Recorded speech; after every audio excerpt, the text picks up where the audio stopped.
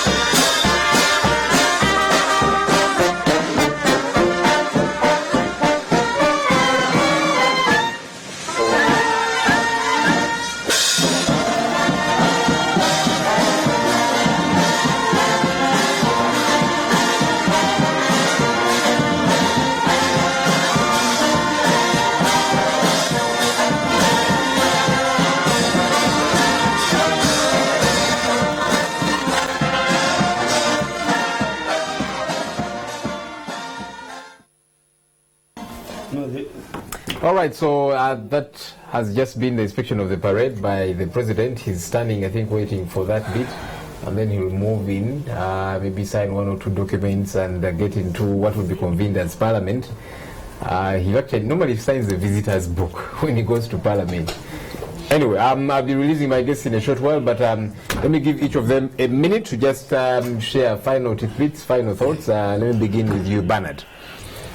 So, there are very low expectations of him, as you've seen from the street where your colleague was speaking to a lot of people. But he might surprise us. Who knows? He might announce some magic wand that he's going to step down. He won't stand again. No, not really. But I think, generally speaking, I think this is supposed to be a very significant State of the Union address, given the happenings in the country. We really have a serious crisis with the crime wave. I would think that he's going to give the nation specifics on what he's going to be doing to address that. Because, as I said in the beginning, this is now a national security matter. It's something that is affecting investor confidence. It's something that's affecting the external view of the country as a bastion of stability in the Greater Lakes region, an image that we had managed to keep for a very long time. I don't think this is something that really we should be losing. Security is his stuff, really. Normally, when the public goods are not well delivered, and there are very few public services that are delivered in this country, when you talk about health and education, the performance is not always very good. But we have always given those things a pass. Because we always knew that at least when it comes to the most important public good of all, the security of person and property, the NRM government has kept us safe. Okay. That proposition is now in serious question. He needs to address that. Okay, Perry, in a minute. I'm not hopeful in terms of what is new, because if you listen to the previous State of the Nation addresses in the past, they've almost the same problems, few new ideas in terms of how those problems can be resolved. So I hope we can be shocked by really new ideas in terms of how we move forward, because the problems are known. One of the biggest is security, particularly for our women who have been the most affected due to the murders and the kidnaps. So I really hope that there are real interventions that he will speak about in terms of how to address this, so that we don't hear the same rhetoric the next year. Okay, and finally, Julius. I think for me, two things. One is that I think we have seen inflation remain at a single digit. That's a very good thing for any economy to run. We have seen that the direct investments in this country have also increased. But I think there's one message I want to send to the president, and probably he's listening, where his people around him, that whereas we are supporting the expansion of taxation base in this country, that every person should pay his own share of tax, that some certain taxation proposals are very toxic and counterproductive. Taxing mobile money by 1% is going to hurt the economy, is going to increase unemployment, because mobile money transactions are going to be very unlucrative, and as such, that is something that the president needs to be able to look at very seriously if he needs more money to finance all the things that we need, and that at the same time, if he needs money to ensure that the country can be able to, that the growth can be able to pick up. So it is very important that he looks at some of those important elements. Okay, a big thank you to my guests, Bernard Sabiti, Perry Aritua, and Julius Mukunda. We're going to be following this live for you, so keep with us. Keep tweeting away. The hashtag there is SOTNUG18. That's State of the Nation Uganda 18 for 2018. So keep tweeting away. I'm just looking at some folks here who have been tweeting away. Somebody here says Stella Nyanzi has threatened to disrupt the State of the Nation address with a coffin. Okay, so there might be a lot more than the State of the Nation address. There's somebody here who says, I want to hear how the president will address high taxes, corruption, high cost of money and government bureaucracy, etc., etc. All right, let's keep tweeting away. But as I say, my goodbyes to my guests. I will take a look at the story that will run for the State of the Nation address that was read in 2016. Take a look. 10th Parliament at the Kampala Serena International Conference Center for President Museveni's first State of the Nation address after his re-election in February. Moments after Speaker of Parliament Rebecca Kadaga welcomed the President to give his address, the head of state called for a moment of silence to remember some of the legislators who passed away in the 9th Parliament. Perhaps still basking in recent electoral victory, the president poured cold water on persistent proposals for electoral reforms, especially by opposition and civil society. He said Uganda has one of the best electoral systems with advanced political reforms implemented already. Having followed closely the world and historical events for the last 50 years, I'm not aware of any society anywhere in the world that is more democratic than Uganda, as far as the forms and structures of democracy are concerned. The only pollution to this glorious and massive liberation movement has been the mistake of the careerists introducing the use of money in electioneering. President Museveni also disappointed those who have been waiting for the appointment of a new cabinet, prompted by heckling, especially from opposition MPs. The president said the ministers from his old term were still legally in office until he names a new cabinet. According to the Constitution, ministers are ministers until the president appoints new ones.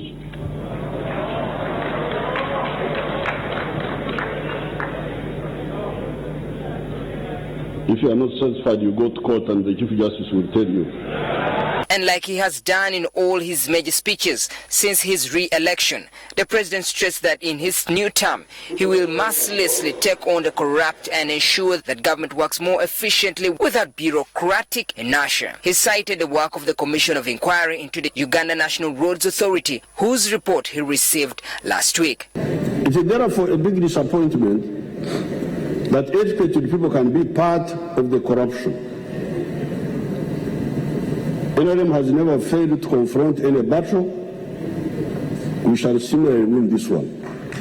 The President's State of the Nation address dwelt at length on the economy, key among them being his pledge to see a cement factory set up in Moroto, Karamoja sub-region, emphasis on industrialization and tighter controls on the fisheries sector, which is one of Uganda's leading export earners. First of all, I'm going to cause the registration of all the fishermen on the lakes so that we know who is who. Anybody with a criminal record will not be allowed on those lakes. Secondly, I will buy surface radars. Using land-based radars, you can watch all the boats on the lake. And if all the boats have been registered, you can know that this boat is here or there or there. And if there is a boat which is not accounted for, we shall go for it. As is the tradition, the State of the Nation address comes a week before the reading of the budget estimates. Parliament will convene again at the same venue, the Kampala Serena International Conference Center, on 8th June for the Finance Minister to read the 2016-2017 budget estimates. All right, so that was 2016 when the President delivered the State of the Nation address. He does that every year. Let's cross over to my colleague Andrew Chamagero, Omuntu wa Wansi. He's now somewhere in Chibuye. Andrew, talk to us about what you see there. What are the expectations, if any, from the folks there? Well, thank you, Joel. It so happens to be that even the people in Chibuye were following the conversation. Eranga balina ensonga zibagala okutegeeza omukulembeze w'eggwanga mu State of Nation address to the sebo gye bali. Kale se. Bakuyita ani? Bampita Martin mwana. Martin. Omukulembeze era agenda kwogera biki byagala bikyuke oba byabateekako amaanyi. Mwana tewali kize sina kyenjagala akyuse kitegeera ekiriwo mwana kitegeera ekiriwo kuwumula buwumuzi sebo taata pulezidenti tukwegayiridde fukamira nofukamira nze Martiniyo pulezidenti wumula mirembe taata mwana wumula nze Martiniyo nze kugamba mwana ndiweri masakeri pulezidenti mwana wumula nzikusabye busabi. There you have it. Martin Bwato agenze ne kumavivi geso bakuyitani bamitatindiye wakenesi bakuzaala waggwa side kye yeggwanga banzaala kyazanga masaka musaza lya kabaka eryekkoki kiki oyagala essira omukulembeze kwabaalisa ekituufu ebiri mu ggwanga bitiisa byewuunyisa okugeza ku bantu abali mu bwa pulezidenti mu gavumenti ne mu ggwanga abakulu abalala tebafudde ku bantu abo abatwala mu palamenti tebafudde ku bantu abo abatwala obudde bwabo ne babawo obululu wabula bw'omutuusaayo eyo waggulu nga yakkusa lubuto lwe wabula kitusaba kuba pulezidenti takyalina kipya kyagenda kwogera eri bantu byayogera 2015 byagenda okwogera nakati byayogera 2016 byakomyawo kitereze tutya ekyo ekituufu muzeeyi obwongo bukuze kitegeera muzeeyi muyayo oyo mulaba yeyagaliza naye awemu Bobi Wine musajja muto alina obwongo obukuza abantu ayagala abantu ekirala agana nayisembeza abantu abatakyalina mulamwa abasajja basimagira mu palamenti abasajja abazeeyi myaka gye asembeze ku bavubuka bave mu byokulwanalwana. Oyogedde ku kyabakadde nengedde wano mukama wange omukulukulu sebo semira twogereko naawe kyama njebale kale sebo naawe tebaliko olowooza omukulembeze essira aliteekewo nga ayogera leero essira twandiyagadde okuteekawo emirimu eginayamba abavubuka okwekulaakulanya eddagala mu malwaliro libeereyo amalwaliro kale gyegali tulina kiruddu tulina amalwaliro amalala kisenyi gyali n'awalala naye eddagala libeereyo kubanga eddagala abantu balina ssente ziyinza kugula ddagala kyandibadde ng'ekyo gavumenti ekiyamba abantu ne baservice. All right, there you have it, Joel Sonyonyi. I can get back to you what you had. These are opinions ddoboozi ly'abantu ba wansi. They are knuckles, but they're speaking out their minds. I hope that the president gets to listen to what they're saying. Well, let's now cross over to the Victoria Hall of Serena to listen in to the proceedings there.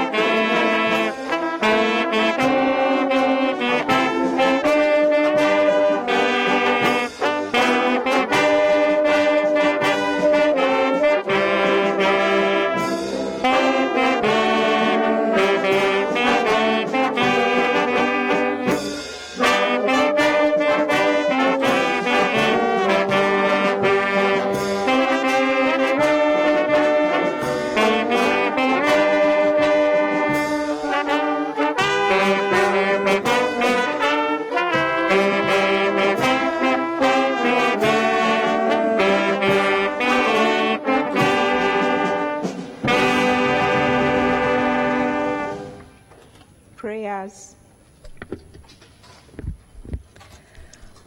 Almighty God, who in your infinite wisdom and providential goodness have appointed the officers of leaders and parliaments for the welfare of society and the just government of humanity, we beseech you to look upon with your abundant favor these your servants, whom you have been called to perform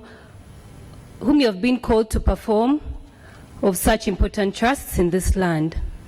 Let your blessing descend upon them here assembled, and grant that they may, as in your presence, treat and consider all matters that shall come under their deliberation in so just and faithful a manner as to promote your honor and glory, and to advance the good of those whose interests you have committed to their charge. Amen. Amen.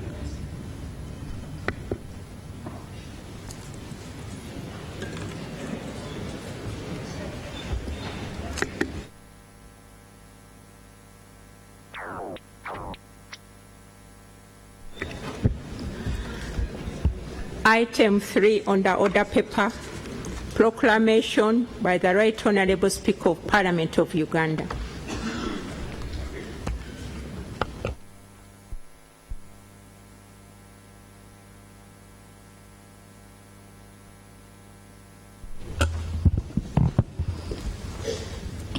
Proclamation by the Speaker of the Parliament of the Republic of Uganda. Whereas under Article 95(2) of the Constitution of the Republic of Uganda, a session of Parliament shall be held at such place within Uganda, and it shall commence at such time as the Speaker may by proclamation appoint.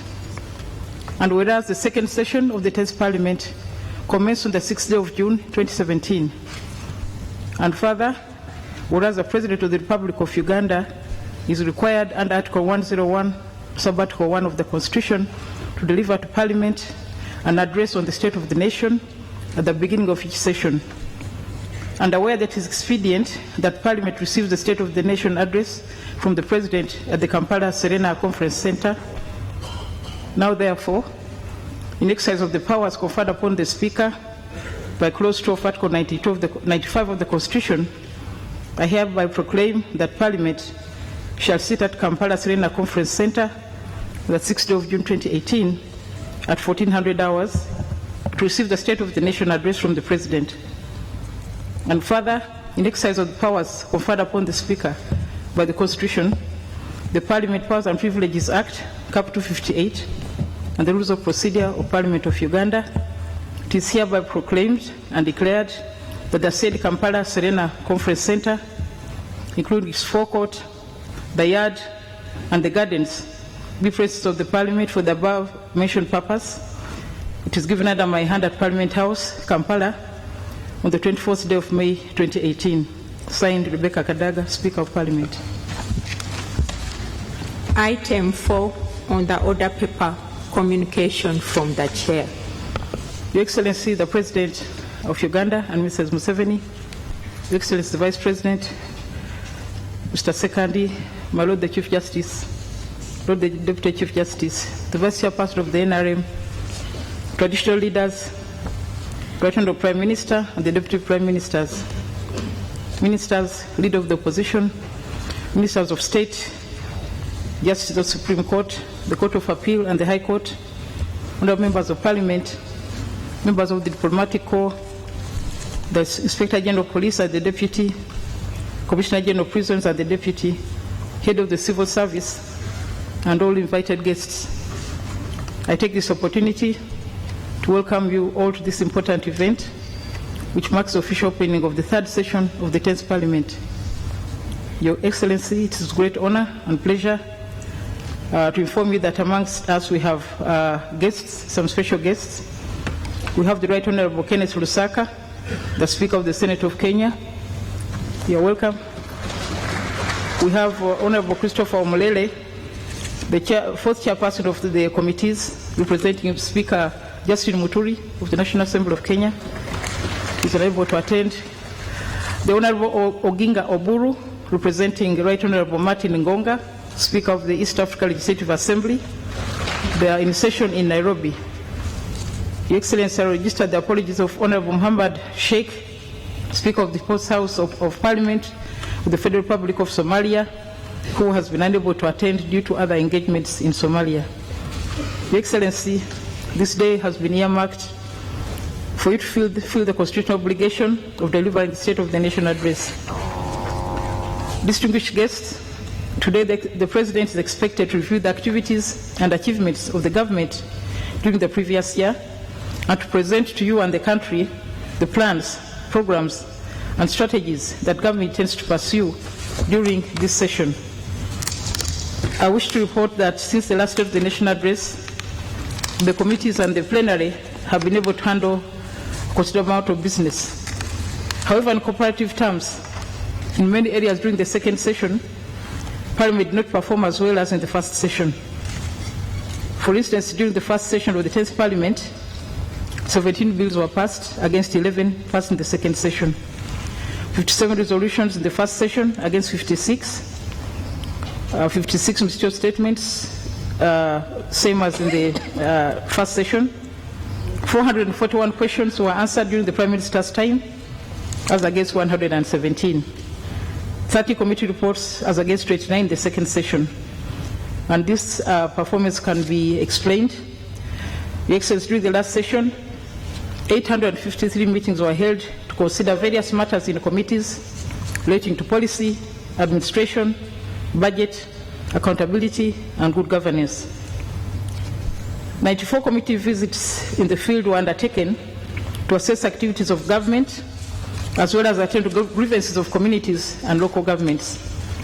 At the international level, members of Parliament of Uganda have effectively represented us in the forums like the Interparliamentary Union, the Commonwealth Parliamentary Association, European Union, ACP Caribbean, Joint Assembly, Pan-African Parliament, among others, and they have raised Uganda's flag high. Your Excellency, I want to thank you and the government for the resources that have been availed to Parliament for its operations. The performance of the last session was partly affected, one, by the prolonged consideration of Constitutional Amendment number 2, Bill of 2017, within the domain of Parliament, and requiring MPs to spend time outside Parliament to consult their constituencies. This interrupted the flow and management of work at Parliament. It caused a loss of time, both to the plenary and to the committees, so we did not perform as expected. The committees are the engine of Parliament, and they provide business for the latter to handle. The appointment and supervision of chairpersons of the committees is vested in the political parties through the whips. Your Excellency, some chairpersons have not fulfilled their responsibilities as expected. In some committees, there has been lack of team spirit, and as a result, processing of business in the committees is delayed and not handled to completion. In a few cases, there have been leadership capacity gaps, and perhaps we need to go back to the drawing board and quickly look at the issue of how we appoint the chairpersons and how the committees function. Your Excellency, committees have taken decisions on the basis of facts and information provided by the ministries, departments, and agencies. Sadly, I wish to report that some entities are slow to respond to invitations to Parliament. Some of them take their time to respond to requests for information, and others deliberately provide inadequate information.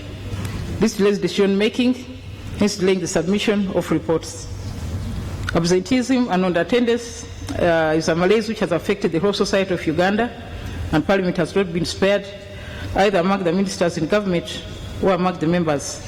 There are quite a few who do not attend proceedings and sometimes cause unnecessary adjournments and delays in clearing parliamentary business. Your Excellency, when faced with problems, we have to find ways of mitigating them. My office will work with the whips to supervise further and better the work of the chairpersons. We're establishing an accountability mechanism which will require the chairpersons to account periodically for business referred to their committees as guided by the rules of procedure.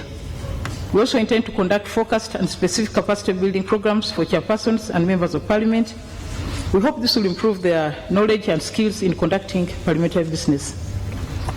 Your Excellency, with regard to the ministries, departments, and agencies, their collaboration is vital in carrying out parliamentary business. I request the Prime Minister and leader of government business to exercise his oversight role and crack the whip on errant officials and entities who do not respond to the needs of the institution. And as a last resort, those MDAs that do not cooperate with Parliament, we shall take some serious action against them. On absenteeism and non-attendance, I want to urge the ministers and members of Parliament to revisit their conduct. Parliament is not just an address. It's a place the work of the people must be handled effectively. Since the first and second session, a number of ministers and members have been warned, but effective this season, this third session, the process of naming and shaming is about to commence. In particular, Excellency, in this third session, one of the committees is going to be disbanded. I do hope that honourable members know the consequences of this action as elected representatives of the people. Additionally, Your Excellency and members, with effect from this third session, each meeting of the third session will be dedicated to a particular subject. The first meeting of the third session will be dedicated to legislation. This meeting will run from the 6th of June to the 10th of October 2018. In that regard, if the executive has legislation that they want to bring, this should be provided for us for the first reading at the earliest opportunity. The second meeting of the third session will run from the 15th of November to 19th March 2019. This will be dedicated to the consideration of reports of standing and sectoral committees, including the annual reports of the agencies. The third meeting of the third session will run from the 20th March 2019 to 31st May 2019. This will be dedicated to the budget matters and will end on the 31st of May 2019 with the prorogation. Mr. President, I wish to report that Parliament has continued to engage the public in their work. Committees have held public hearings in the country. We launched the Parliamentary Week, which is an opportunity for Parliament open to the public and bring the institution closer and to share information about Parliament with the stakeholders. We successfully hosted 3,000 screened members of the public during the January Parliament Week. As by way of corporate social responsibility, honourable members contributed funds and partnered with the National Forest Authority and the Green Movement, and we have launched a tree planting campaign, Tree Forest Mount Moroto Forest Reserve, where on Friday we planted 5,000 trees on 10 hectares. The local community gladly and actively participated in this exercise. We plan to extend this service to other parts of the country so that the effects of climate change can be mitigated. I wish to thank our participating partners for the good work done so far. And in this second session, members also contributed significant funds to support the cancer ward in Zambia with equipment.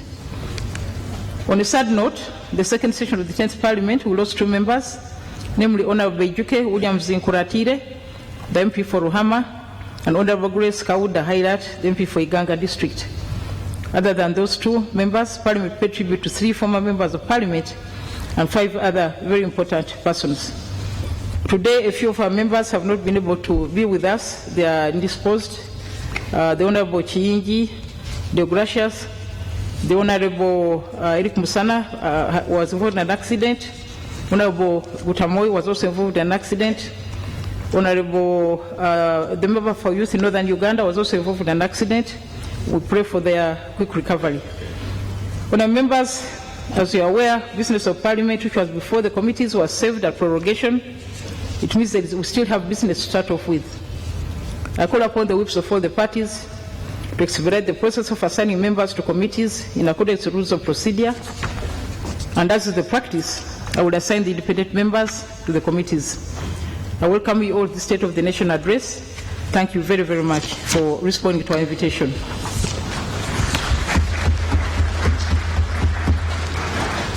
Item 5 on the order paper, invitation by the Right Honourable Speaker to His Excellency the President of the Republic of Uganda to deliver the State of the Nation address to Parliament.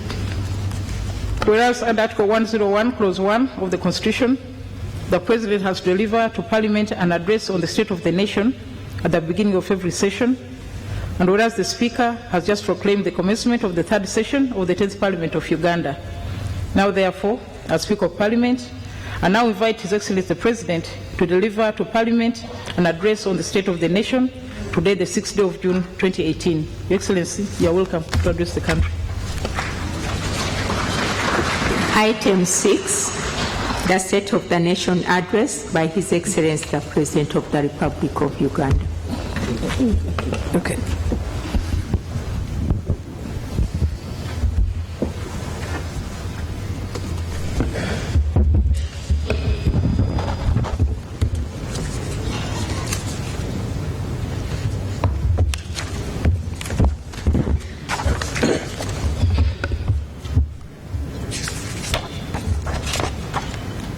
His Excellency the Vice President of Uganda,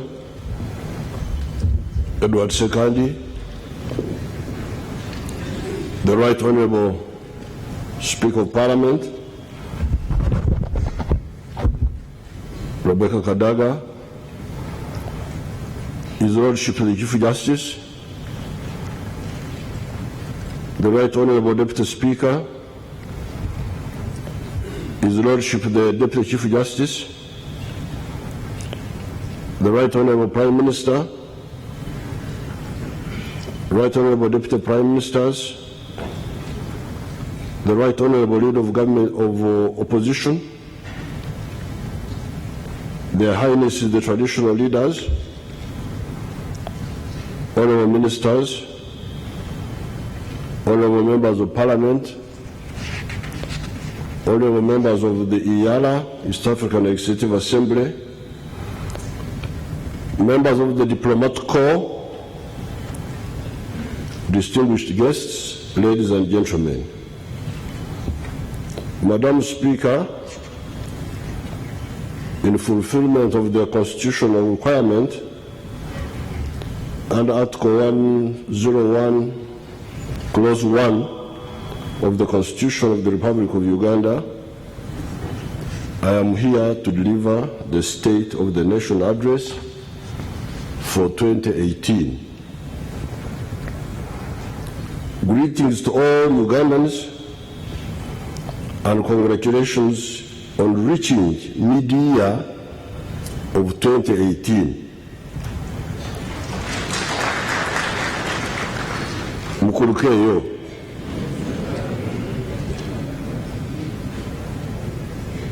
In the book of the Galatians, chapter 6, verse 7, it says, "Be not deceived, God cannot be mocked. A man reaps what he sows." Buli muntu yena kyekyasiga kyekyakungula. Whatever man sows, that's what he reaps. By the financial year 2005-2006, our tax revenue collections per annum were standing at 2,230 billion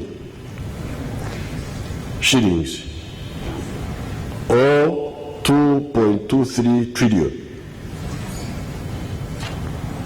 At that time, an understanding had been reached between some branches of the government and the development partners to the effect that the government of Uganda should concentrate on handling the recurrent budget, meaning salaries and recurrent travel,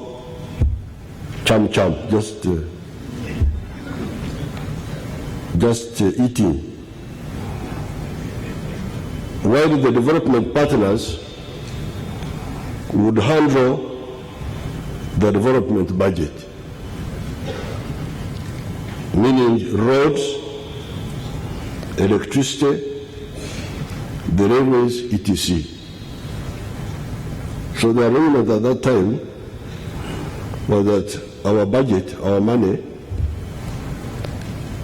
would handle cham-cham, eating, while our partners would handle Donglobo, development.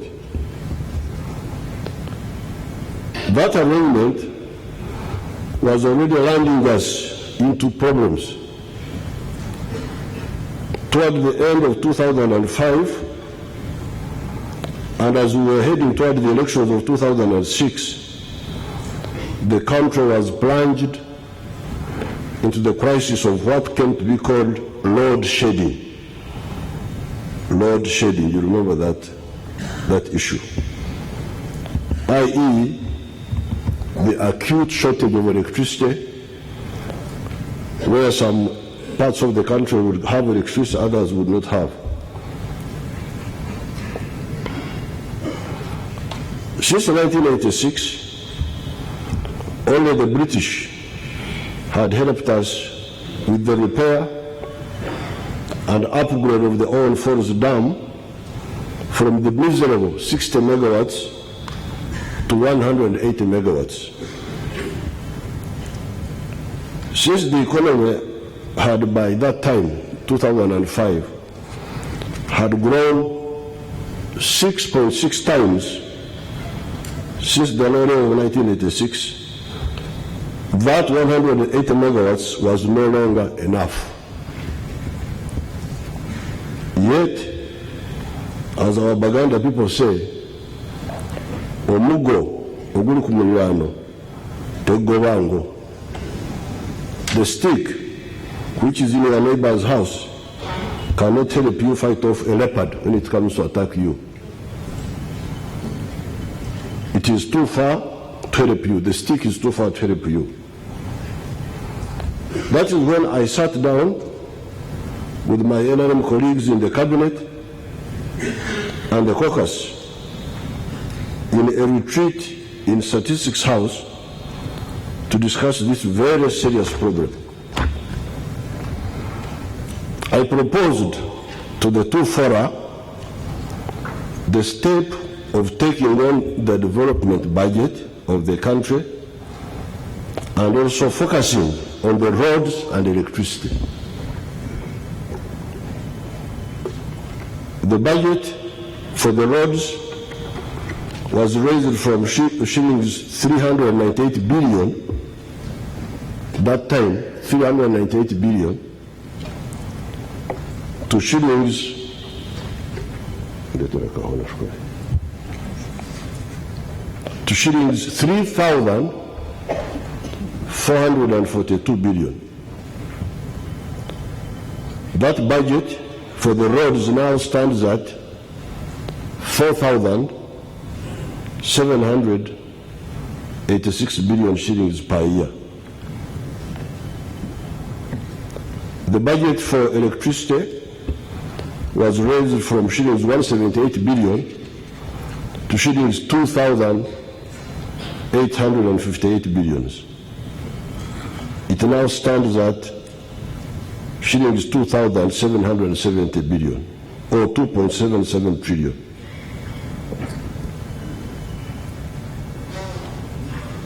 As a consequence, because of that decision, you remember the Galatians, whatever man sows, that's what he reaps. So because we planted now investment, what is the harvest? As a consequence, we now have tarmac roads to almost all the corners of Uganda.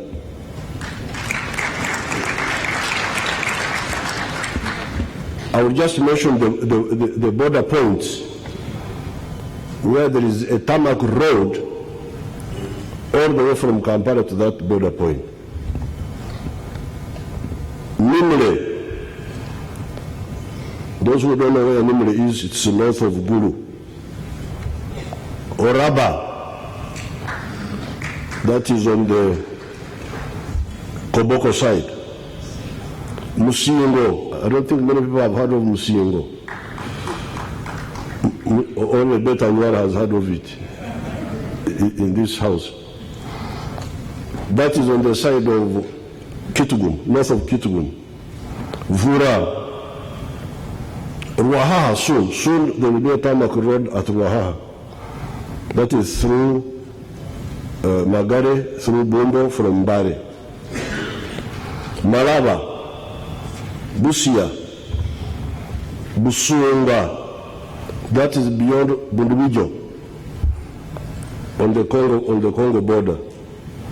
Mpondwe, Mutukura, Morongo, on the river Kagera, that is from Mbarara towards Tanzania. Chanika, Mirama Hill is now from Tungamo to the Rwanda border. Katuna, Chanika, and Bunagana. In other words, from south to north, south to northwest, south to north, sort of northeast, to the east of east, to the west, north of west, then west, that is Mpondwe, to the southwest, Bunagana, the tarmac roads from the center up. So the whole country now is.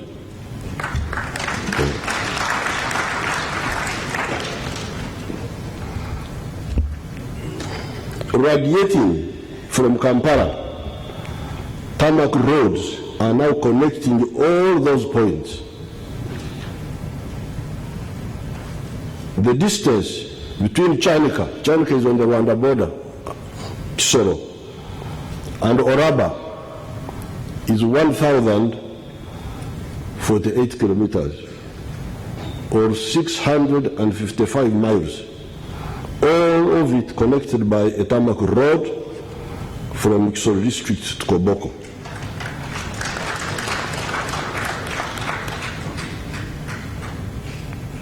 $655 miles. When I was in the university, I used to travel by bus to Dar es Salaam. From here to Nairobi is 450 miles by road. So when we talk of 655 miles, we are talking of somewhere between Nairobi and Mombasa from here.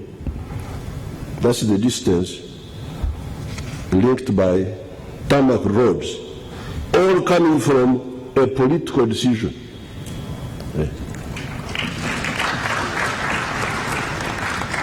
People meet in an air-conditioned room with coffee being served,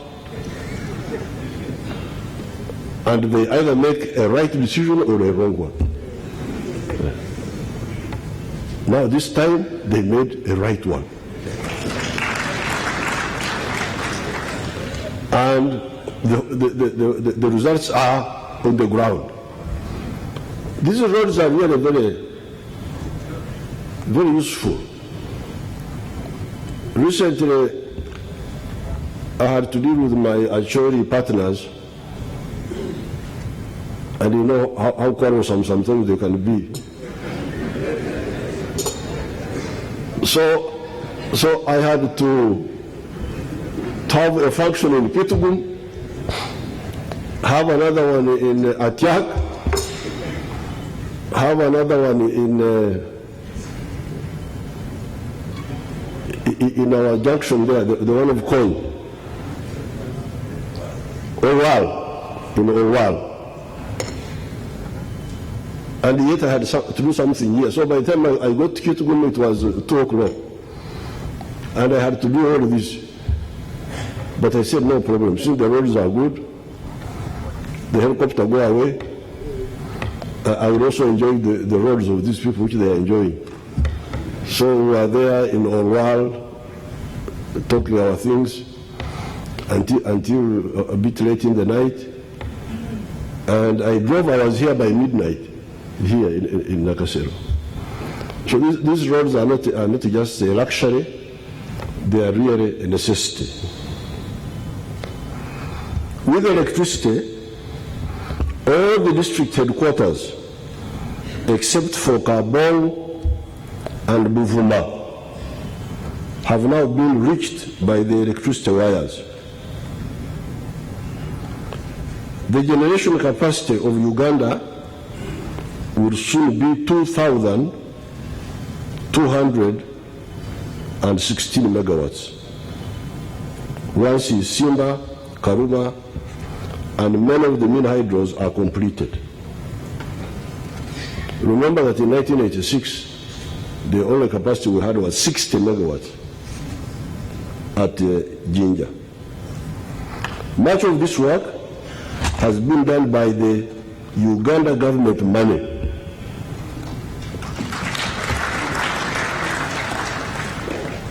When we shifted money from Cham Cham to Dongobo, the results are on the ground.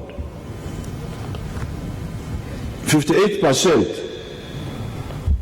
of the roads, for instance, have been done or are being done by the government of Uganda money. And by the way, I want to show you the danger of not understanding self-sufficiency. Because you heard that in 2005, the money for roads was 300 and something, the one I read here, billion. However, to do Kampala-Masaka alone took 440 billion. So the money which was for the road sector in 2005 and 6 was not even enough to do the Kampala-Masaka portion.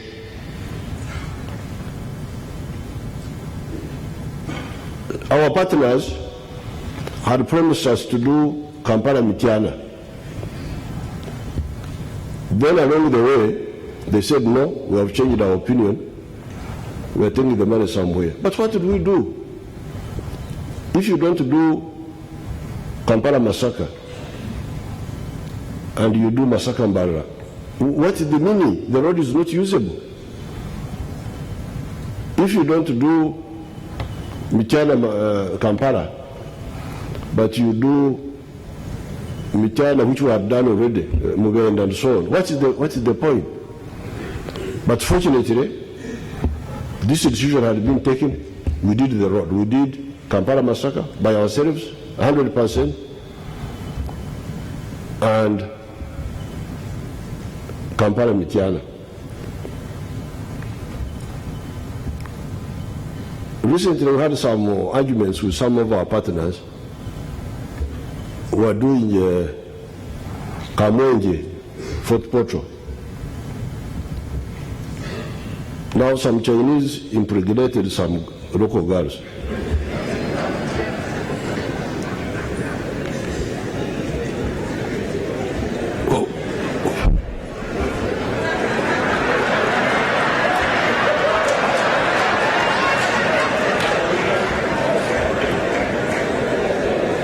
So,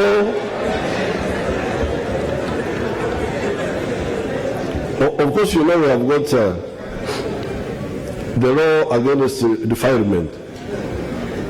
So if I had landed on those Chinese, I would have done something terrible to them.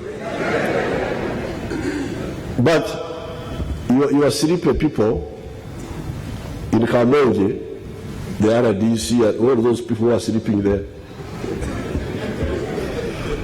RDC, there's another one called Cow. I don't know whether you know those people. They didn't follow up. So then our partner said, we cut off the money for the road. Really? But we are looking for the one who impregnated the girl.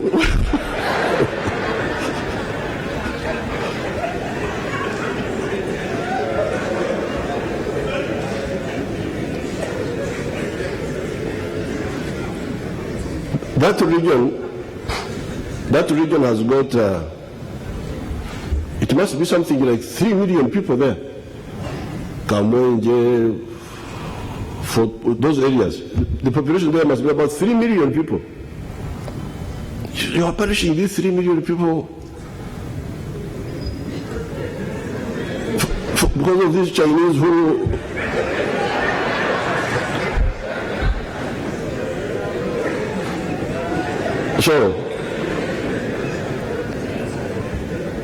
so we said no.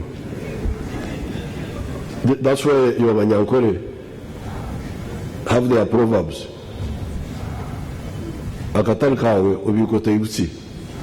Something which is not yours, even if you eat little because you don't want the owner to come and quarrel with you.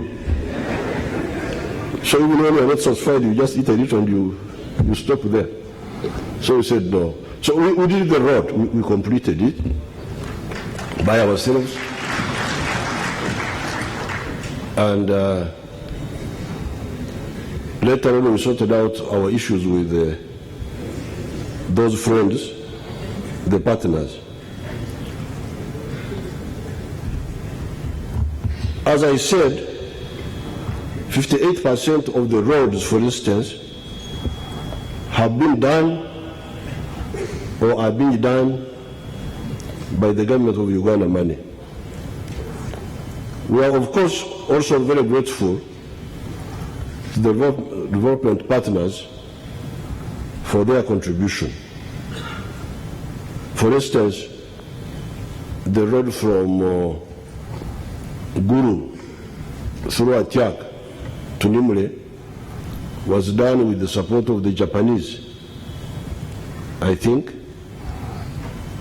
And then I think World Bank also helped us with one of the roads. The list is there. We are very grateful.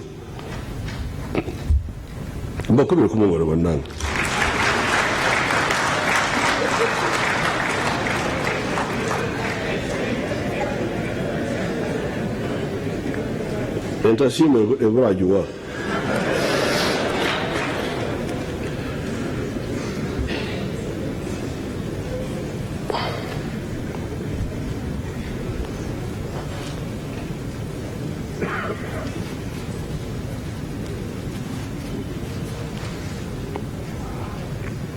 Otamanyishe koko ateriwa nebyoya. The uninformed thinks that people eat the turkey with its feathers. You know the turkey, the one with big sekoko. Somebody who is not well informed, when you see sekoko the way it is, he thinks you eat all of it with the feathers. This is the proverb of the Wanyankore here. Otamanyisha koko ateriwa nebyoya.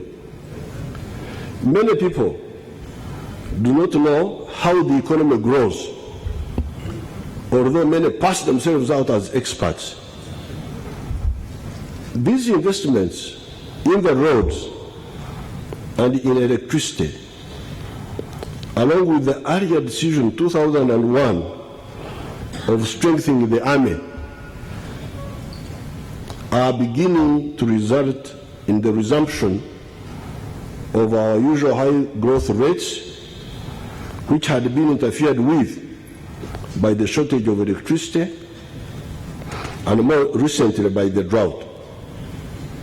This year, for instance, the economy will grow by 5.8% per annum.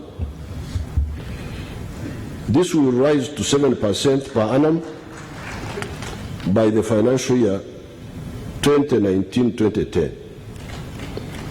You remember the other year, the economy grew by 4%, 4 something percent, because we had the drought, we had all those. Then the other year, there was a time when we even went to 3 point something percent because of some issues. But now, the economy is growing, is beginning to grow fast again because of these investments which I have already talked about. Indeed, a center at Harvard in the USA recently predicted that Uganda will be one of the fastest growing economies in the whole world by 2026 or thereabout. I was not surprised by that prediction. What surprised me was that Uganda would be the first or the second fastest growing economy in the whole world. The fact that our economy would grow fast, however, was not surprising for me, given the deliberate steps we have taken to lay the foundation. Because that's why I'm very grateful to that parliament, the 6th parliament, or I think it was the 6th parliament, who helped me to make this decision, to shift money, to constrain consumption, and invest in electricity and the roads. When we say that the economy is growing reasonably well, we mean that the 4 sectors are growing well. Indeed, industry grew at 6.2% this year.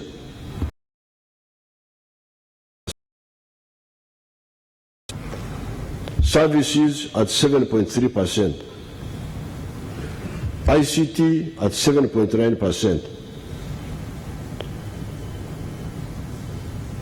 Construction at 12 point something percent.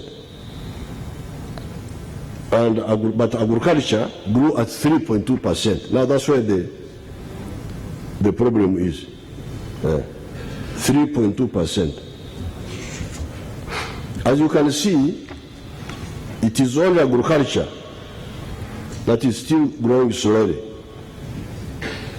Fortunately, we have or will soon have the necessary boosters for agriculture. This will be the use of fertilizers by more Ugandan farmers than at present, and the farmers will use more irrigation. In the coming financial year, the government will work on the following irrigation schemes using government money. Number 1, Doho Phase 2 in Butareja district. Number 2, Mubuku Phase 2 in Kasese district.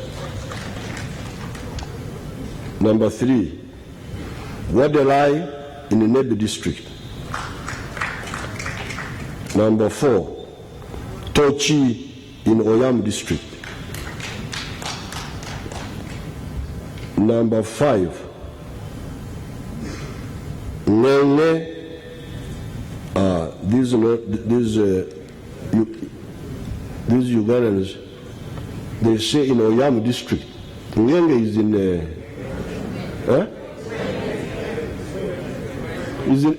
is in Kwen. It's not in Ngenge is in Sebei. Atari, Bulamburi and Kwen. Katete in Kanungu district. Kaumu in Ruero. Amagoro in Tororo. Nabigaga in Kamuli. Ruini in Kasese and Kavarole. Nyemur in Lamo. Musamia in Kayunga, Kibimba in Gomba, Kabuyanda in Isingiro, Matanda in Isingiro, and Igogero Naigomba in Iganga Bujiri. So this will be irrigation projects for this financial year.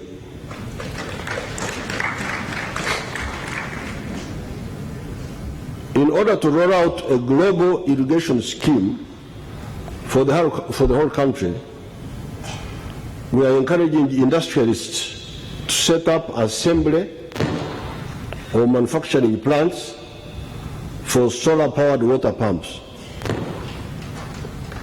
Some of these pumps, because I'm not going to buy solar water pumps from outside, I will not use government money to buy solar power water pumps from outside, because that is how you donate money to others. This Nino must stop. Nino Matek. Too much sleeping. People don't know how to develop their countries. Everything importing. So I have made it a condition that the solar water pump must all be either assembled or manufactured here. Because it's going to be a lot of money. I'm just talking about the government projects. But with the rich farmers, we can buy these solar pumps ourselves. I don't need a government project on my land. I can do it myself. But that means I will buy a solar water pump made outside, which has created jobs for children of others, not my own grandchildren. That Nino must stop. And the traders must stop bleeding us by taking our money outside. Huh?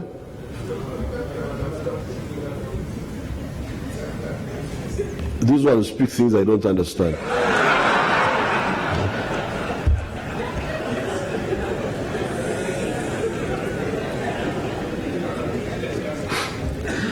Some of these pumps and the water conveyance systems will be used in the government-funded irrigation schemes. Others, however, will be used by the farmers at their own cost. I encourage all the capable farmers to, at their own cost, to go into irrigation.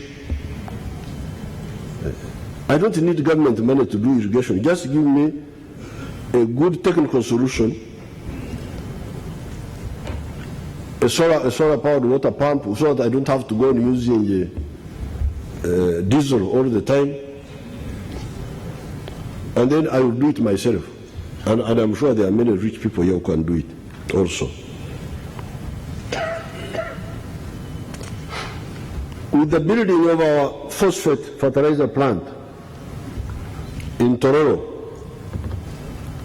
Uganda, which at 2.5 kilograms of fertilizer per hectare has one of the lowest rates of fertilizer use, will now start itself up to use more fertilizers. Because all this production you see in much of the rural Uganda, people don't use fertilizers. Even when I'm driving around, I see people have grown a lot of maize, but they just use the fertility of the soil. There's no reinforcement, except for the sugar growers and the ones who are underneath. Now that we have got our own fertilizer plant, which our Chinese investors are building in Tororo, in Sukuru, with a huge deposit of phosphates there, 230 million metric tons of phosphate rock. It's now time to put back replenishments in the soil.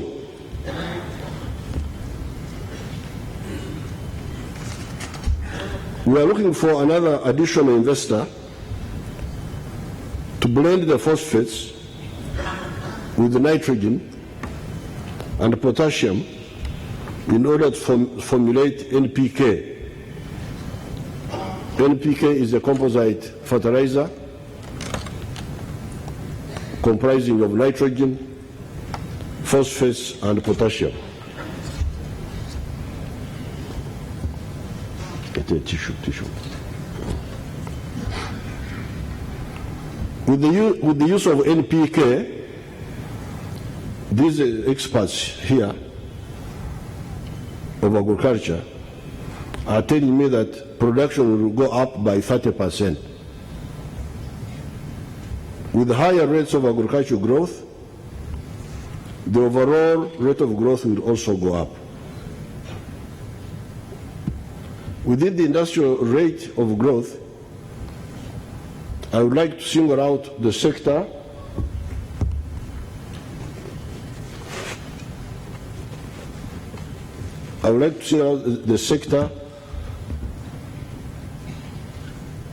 of construction. This sector grew by 12.5% this year. This is not surprising given the respective efforts of the government and the private sector in the areas of road construction and houses construction.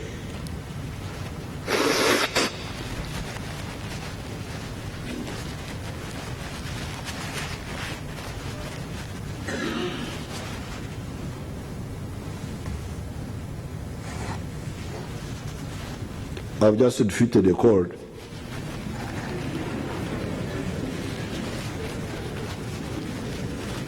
So you should congratulate me.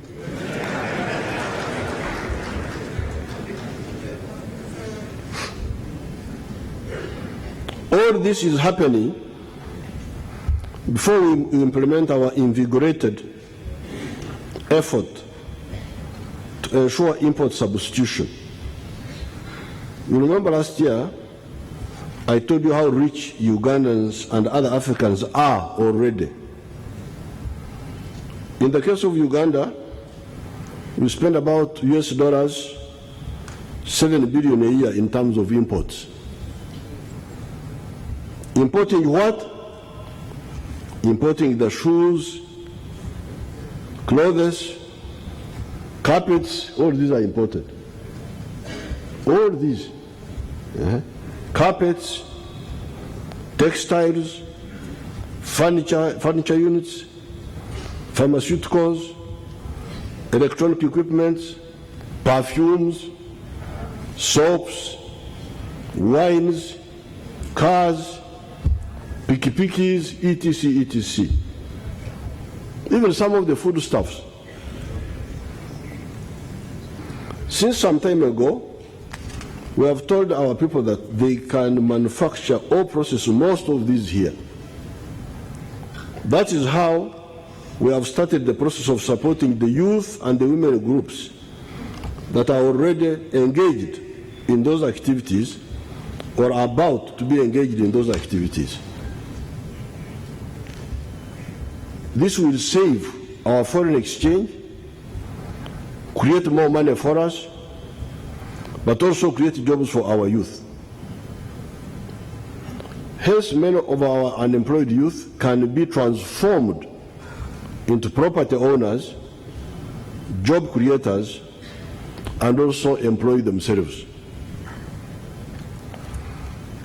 Since we talked about this in last year's State of the Nation address, 4,525 girls have already been assisted to engage in knitting, shoemaking, weaving, tailoring, bakery, and embroidery, while 6 groups have been assisted in furniture making and 10 in welding. As of now, these groups may be making items for import substitution. In time, however, they will make items for exports.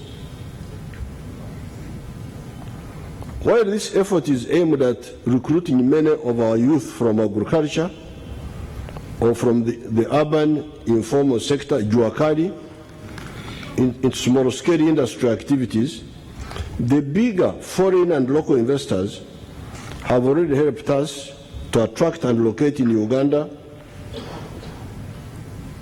44,316 factories and 8,200 service companies.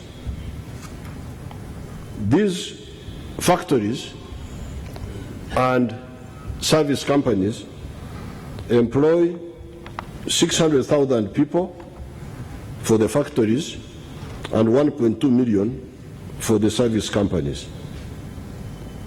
Indeed, as you drive on Gulu Road, as I did recently, or along Ginger Road, you will see quite a number of these new factories that have been built recently.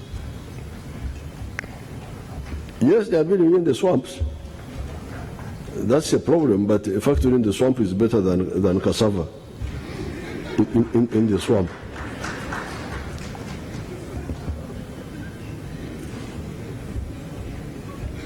Because somebody was talking about that they are building the factory. I also saw them in Kawanda. I saw them. I said, oh, Bambi, they have interfered with our swamps. But a factory in the swamp is better than a Mayuni. You know Mayuni? Mayuna are what? Yams.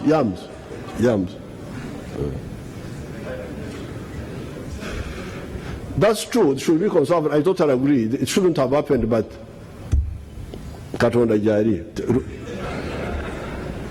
Rubangatiye. In the coming days, the Minister of Finance will announce the financial support we intend to give the groups that wish to join the manufacturing in the form of the enhanced microfinance efforts and the innovation fund, in addition to the Women Fund, the Youth Fund, and Operation Wealth Creation Fund. With enough electricity, the improved roads, and security, we are surer of success than we have ever been. Through enhanced microfinance, we are going to solve one of the bottlenecks: absence of low interest rate money for manufacturing. The privatization of commercial banks failed to solve the problem of high interest rates. You know, when we commercialized the UCB, these experts told us that the interest rates were high because UCB was a government bank and the managers were careless. They were not assessing the loans properly, so the default rate was high, and we who paid back our loans were paying for the ones who did not pay back. That's why the interest rates were high. So we said, okay, let it be privatized. But the interest rates have gone higher. So definitely that was not a correct assessment. But as I say, Rubangatiye, God is there, and we have another solution. We are going to solve this problem, solve it using the route of the enhanced microfinance.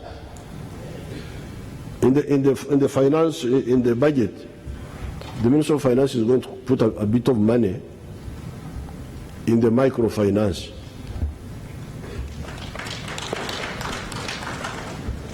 And the microfinance groups will get this money at 8% per annum.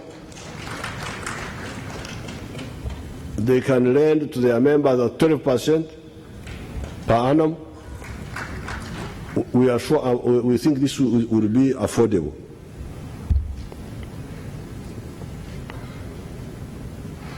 And the other route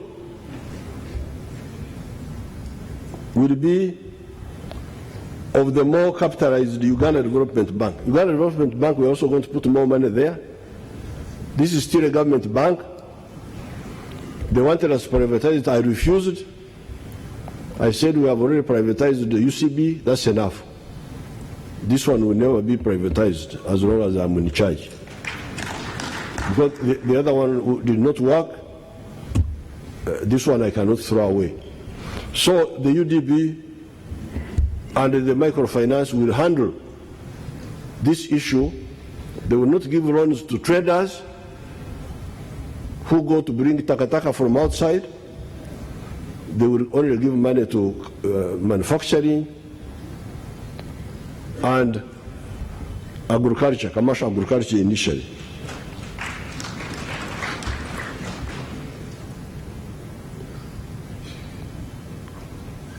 These institutions should be able to give loans to manufacturers, processors, and commercial agriculture at interest rates of 12% or thereabout per annum. One of the stimuli for faster economic growth is the low cost of doing business in the economy. With the refinancing of Bujagari and a better deal for managing the transmission of electricity, we shall achieve the low cost of the electricity per unit, added to the low cost of money mentioned above.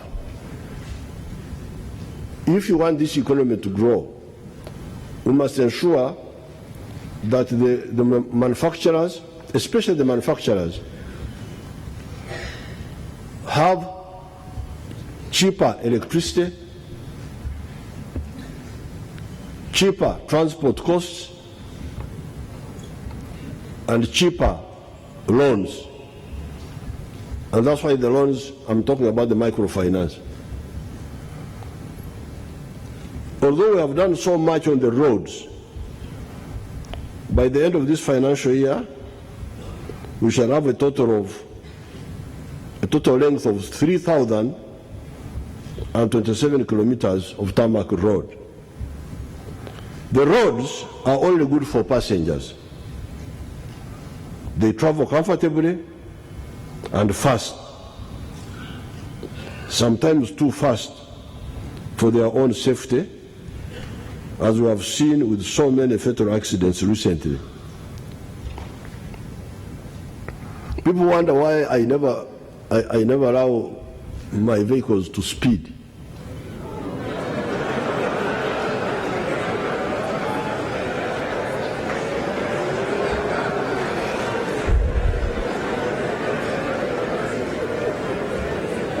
If you see them speeding, then you know that I'm not there.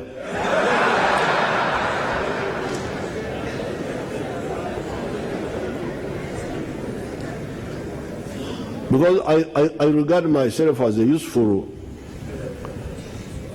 item, and I don't see why I would want to squander my life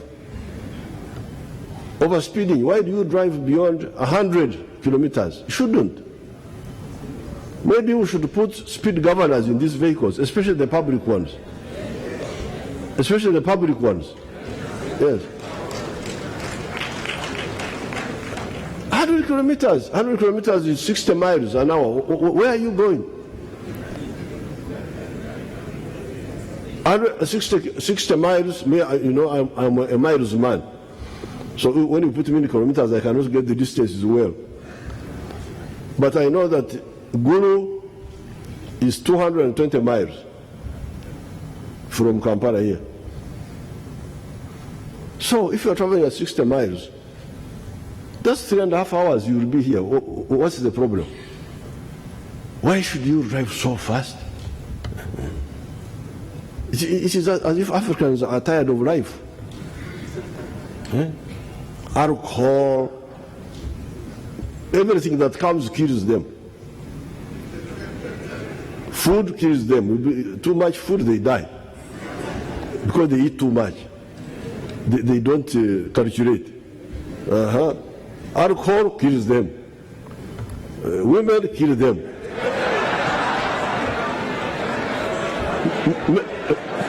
Men kill them.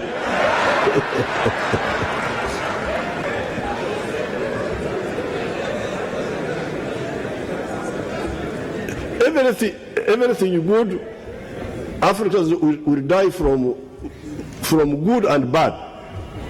Money kills them. What's You really need to be serious. Overspeeding. Why are you overspeeding? If you are 20 minutes, 30 minutes later, what will happen? If you see my convoy overspeeding, either I am not there or I am late for a head of state who is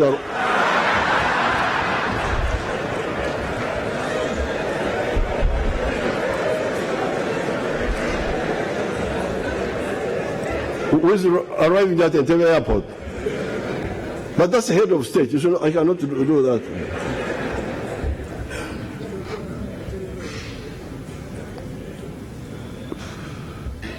Nevertheless, cost for road transport remains high if you compare it with the rail and water transport. God gave us the possibility of water transport with so many lakes. Narobare, Mwitanzige, Masioro, Butumbi Ruchuru, Kyoga. These are the lakes, these are their names. The traditional, the indigenous names. And Kira, which is the River Nile. These are the Ugandan names for lakes: Victoria, Albert, George, and Edward. This potential is always there, and as we get investors, the potential will turn into capacity. That leaves the issue of the railway. We are going to build the standard gauge railway. Yes, you know, these projects, because of Cham, I am really very, very careful. I turn round. But we shall build it. We shall build the railway. I've got many offers, but I am always turning them around. This one. Why is it like this? I am actually delaying some of my people. They are not happy with me. Some of them are saying, when will this old man die or something?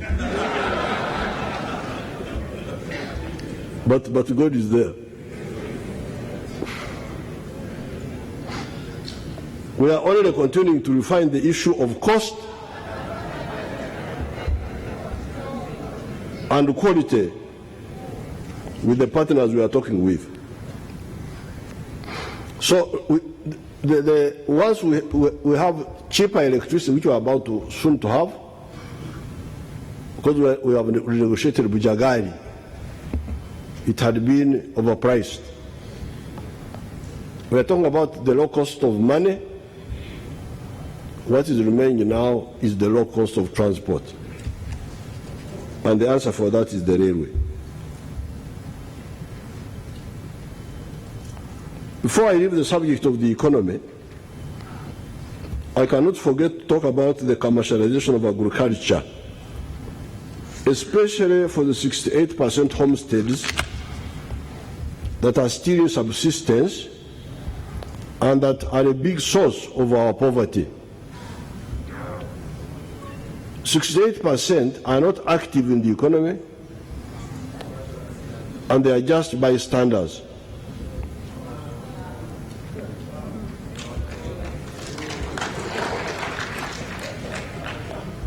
This has been one of the battles. I'm told that you politicians, you want to succeed individually. Even if you don't care about Uganda, at least you care about yourselves. And I'm telling you, if you want to succeed, listen to what I'm telling you.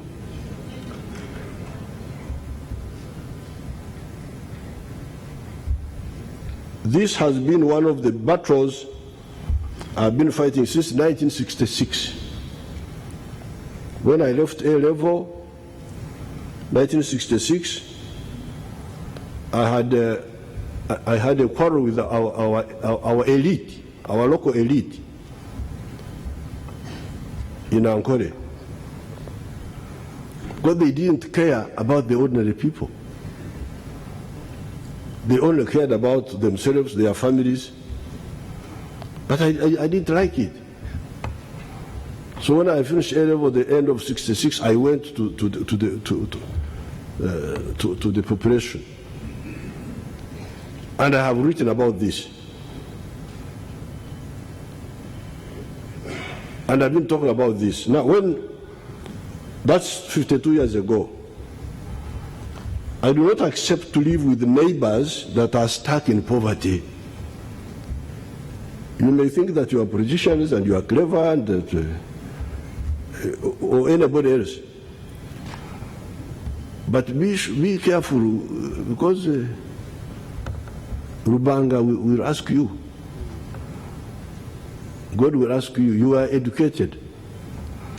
Why did you live with those poor neighbors who were poor? When you yourself you are all right. For me, I want my slot in heaven. I don't want them to shut me out. And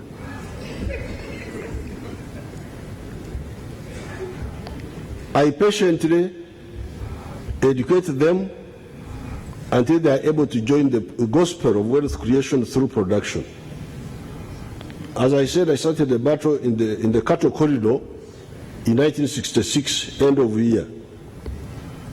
With my late colleague Mwesugo Black, we sensitized the nomadic Banyankore as the need to become sedentary and later join the dairy industry. This effort, by 1995, in spite of the 20 years interruption on account of the political chaos in the country, had succeeded beyond our wildest imagination. In the Churura district alone, there are 6,000 dairy farmers producing 800,000 liters of milk per day today. 800,000 liters of milk per day being produced in that district. The total production of milk in Uganda went from 200 million liters to 2.5 billion liters per annum, thereby liberating Uganda from depending on imported powdered milk and actually becoming an exporter of milk and milk products to the tune of US dollars $130 million per annum now. This was to educate illiterate people to know that they can do commercial farming. And the milk which was being imported for you from Denmark as powdered milk is now being produced here by people who only had church education. You know, when they go to the church teaches them how to read the Bible. That is all the education they have. Recently, on account of the laxity by the veterinary staff and also the carelessness of the farmers themselves, we have had the problem of tick resistance to acaricides. We shall, however, use science to defeat this problem. Our scientists are working on it. Having confirmed that villagers can be enlightened into becoming commercial farmers in the dairy sector, during the whole of 1995, I traveled throughout the country and preached the gospel of wealth creation. Those who are old enough remember when I went around and talked. Unfortunately, many leaders are never bothered with the substance of leadership. They spend a lot of time on PR, public relations, and no time on substance. The PR is attending the church even if you have no role there.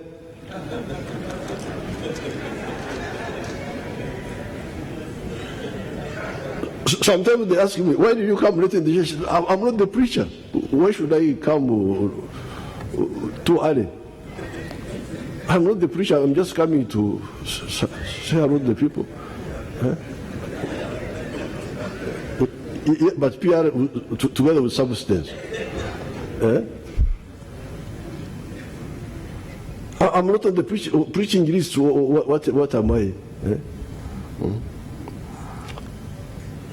Church services, weddings, even if you have no role there, burials.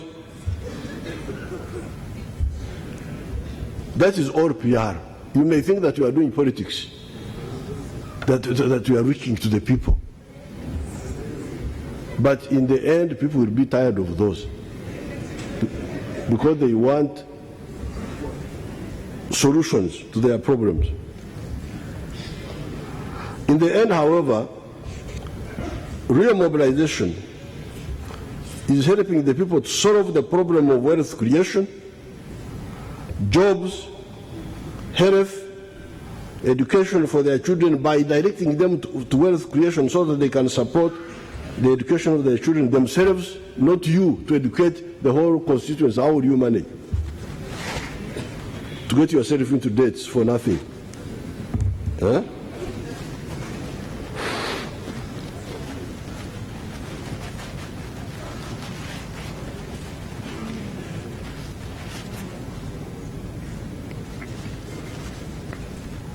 Having shared my pilot project with the rest of the country, I was hopeful that my colleagues would take advantage of my experience. Some did. Recently, I invited the Interreligious Council to visit some of the areas that have woken up. Uganda is one of them. And here I want to salute the Honorable Yabagambi, the Minister, because he listened to our message and really pushed coffee in Uganda. Kiruhura, because of the dairy. Kalungu and Masaka, where the Honorable Sempija has done a very good job with the coffee. They were able to see for themselves that poverty in the rural areas can be defeated. The Ibanda, Kalungu and Masaka areas had relied on coffee to defeat poverty. Chiruhura had relied on dairy products. There are other areas like Ubundu that are unfortunately being disturbed by the artificial issues of identity. Bakonjo versus Bamba Bagwisi, provoked by local leaders, conflict between the people. Otherwise, that area of Bunduwijo, through cocoa, palm oil, coffee, vanilla, and upland rice, that area was becoming very prosperous. When I went there, even when there was some trouble, you could find solar power on all the houses in Bunduwijo.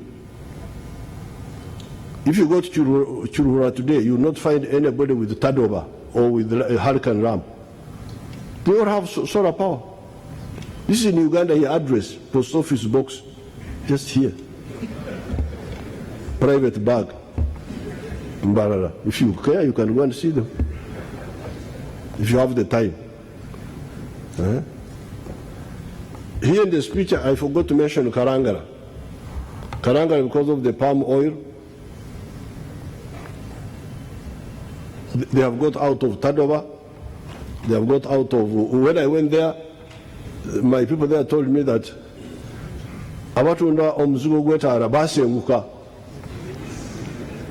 that the sellers of paraffin have migrated because they have no business there anymore.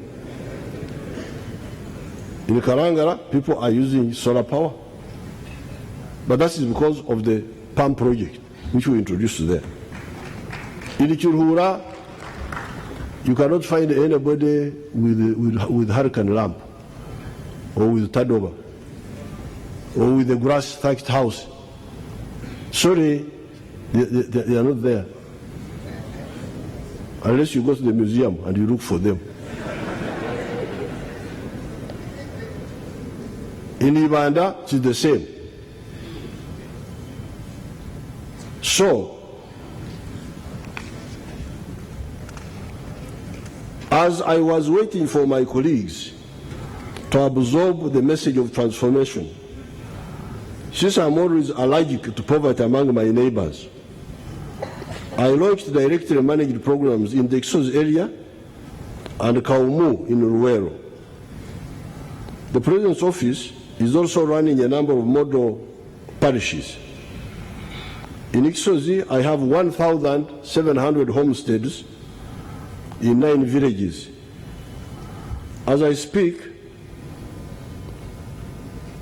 1,400 of the homesteads have joined the effort of commercial farming through coffee, bananas, beans, maize, and zero grazing of cattle.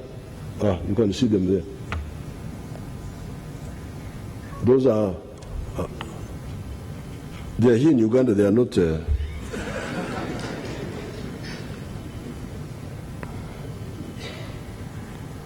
I have, however, noticed that coffee yield and returns per acre are still low in that village group of mine. Of course, even low coffee is a progress for them because they were doing nothing. Because whenever I would go there, I find them at the trading center. I stand in my car, say, "Oh, Murimutia, Tuliao, we are there."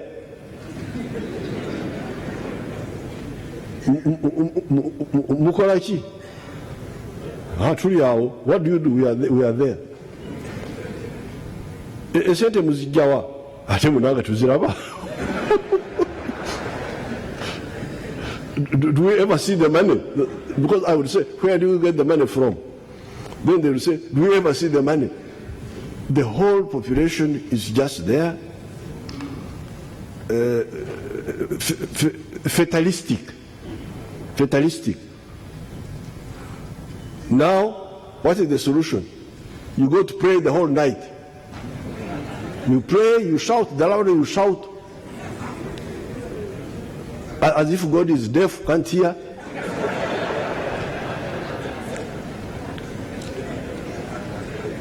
Somehow they hope they will get miracle wealth. And then some of the priests will bring some oil and say, this oil will make you rich. The oil. Really Africa.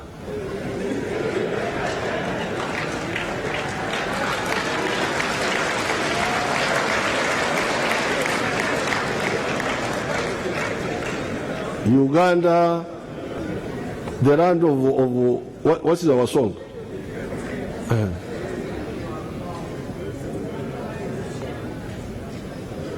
So, it's a long story. We really need because Parliament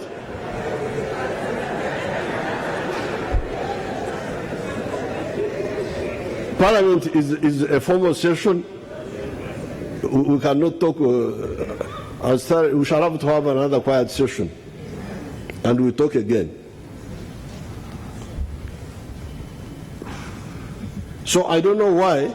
So although my people are still getting Nachobe, is Nachobe here? Oh, Nachobe is always busy working. She told me that my people, who since Jesus left here, this is the first time they are earning money. Otherwise they were there. Turiao, we are there. But now they say they are harvesting 6 bags of coffee per acre per annum. I said, why 6? Because according to Sempija, in the Masaka area, the yield per acre per annum is 2,700 kilograms. That is 2.7 tons. That will be how many bags? Like 27 bags or something. Yes. That is 27 bags or more. Huh? Yes. But my people who are working out for the first time in 2,000 years, they are getting 6 bags per acre, and I'm clapping. So, At least they have got something. These North Koreans, the ones who are quarreling with some other people, you remember those people? They had their old leader, Kim Il-sung. Kim Il-sung believed in his country standing on its own. So he told them to make a tractor. So you must make your own tractor instead of buying tractors from Russia. So they made one, and when they tried to move it, it moved backwards.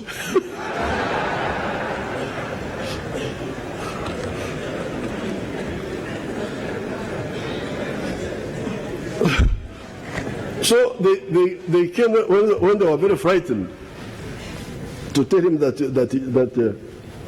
he was Marshal Kim Il-sung, to tell him that Marshal, the tractor moved backwards. But Kim Il-sung was very happy. He clapped. Said, it has moved.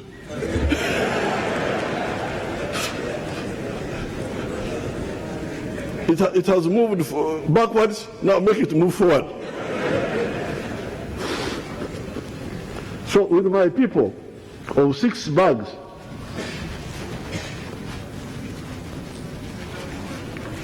they are better than nothing. So I'm very happy with them. But in Masaka,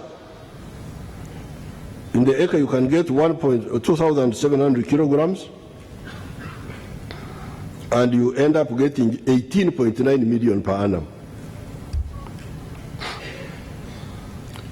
In the Kaumu area, Kaumu is now Ruwero, where I've got another model, where I've got my farm, the other farm you see there. Where is that farm? By Tekeko?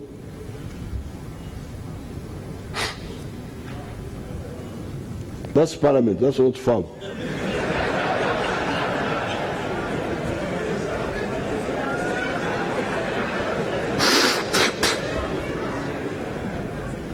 Okay, yes.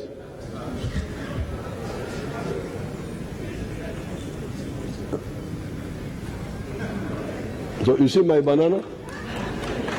Yes.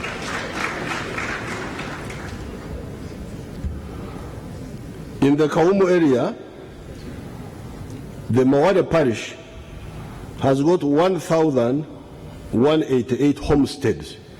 Please, young friends of mine, use the parish to plan. The parish is already arranged for you by the government. How many homesteads are in the parish? Don't treat people like cows. But even cows, I know the names of my cows. You just go, oh yeah, oh yeah, oh yeah, oh yeah, oh yeah. Mbeo, mbeo.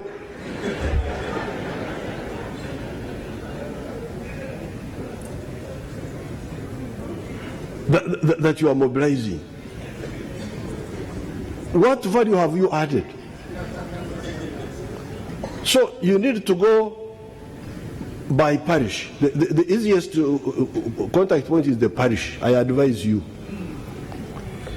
Now, I keep asking my groups, how many homes are there in Mawade parish? They don't know, because nobody bothers. But now eventually I am squeezing them until they give me the data. Now, my Mawade parish in Ruwero has got 1,188 homesteads. Operation Wealth Creation has handled 341 homesteads. And those are some of them. I don't know whether, no, those are my farm. That's my own farm. Government farm, not my personal. I started it for the State House to show those sleeping people there.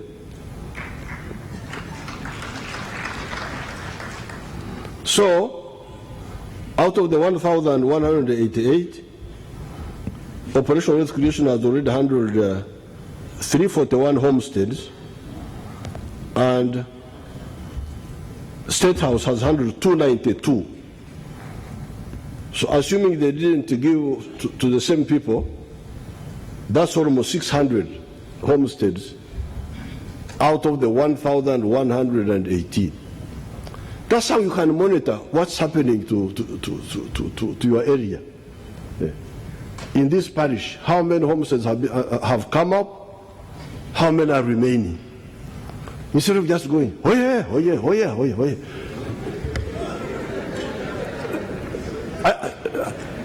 I really feel embarrassed when I attend those rallies.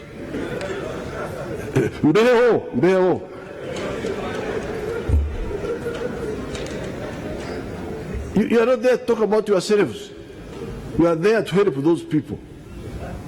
And by helping them, they will feel grateful to you, and you will get political support. Political support is a consequence, not a precondition. The leaders should be informed that this is the correct way of seeking durable popularity and not confining yourself to PR and spontaneity. Because many of the political leaders just depend on spontaneity. There is no organic link with the people, just people, they like you because of some old reason, and you think that will continue. The latter in the end will evaporate. The leaders and the cows must plan per parish to involve in phases eventually all the homesteads. One of the problems I've been informing the leaders about, including the community leaders, is the issue of land fragmentation through indisciplined inheritance practices. This will cause a big problem for the country if we do not copy what the Europeans did in order to guard against this phenomenon. The Africans like traveling. They travel really. If you go to the UN, you will think that half of the world are Africans, because the whole room is full of blacks. You see only one Chinese with 50 blacks around him. They travel, Africans, but why they don't learn from where they go is something I cannot understand.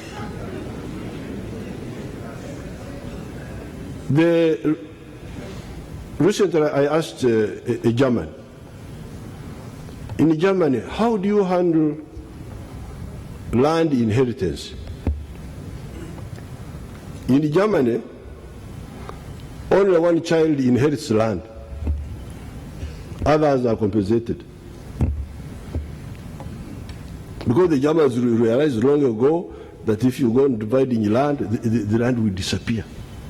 Every time somebody dies, you divide, the land will disappear. In the UK, which you like so much,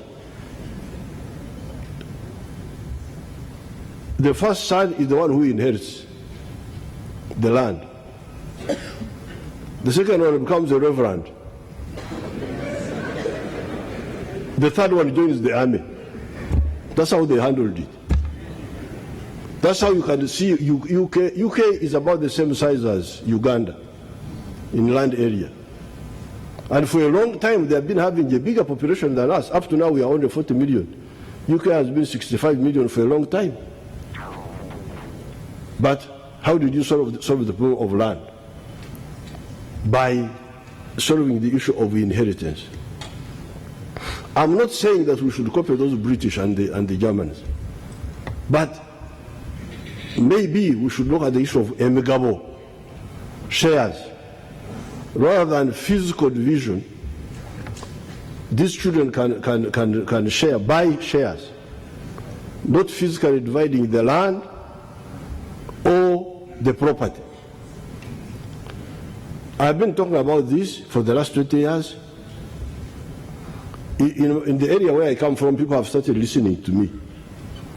That's why when you drive through, you see the land is still big. The land is not fragmented. But in other areas, nobody cares. They are busy with other things, very important, I don't know what.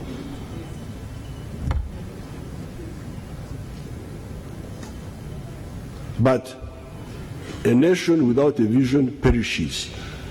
Fortunately, what I'm telling you, I write. So, if you don't listen to what I'm telling you, your grandchildren will be cast into your grave. Because the situation is not static, it is moving, it is moving.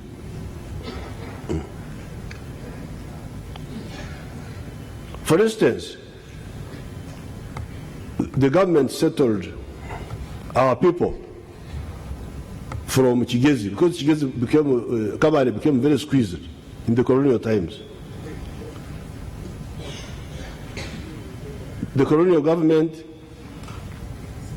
and even ourselves, even myself, I shifted some people, give them free land in wildernesses where there was empty land. But because they brought the same old habits where they came from, now where they migrated has now become fragmented. So what will happen next time?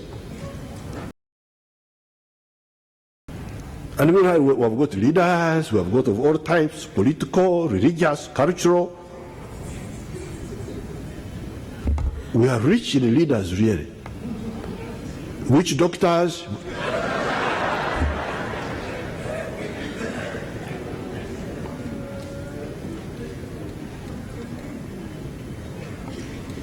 We are rich in everything except solutions. Therefore, the issue of land fragmentation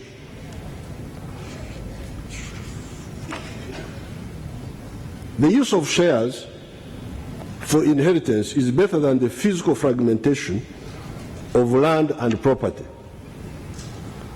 But fortunately, you don't have to be despondent.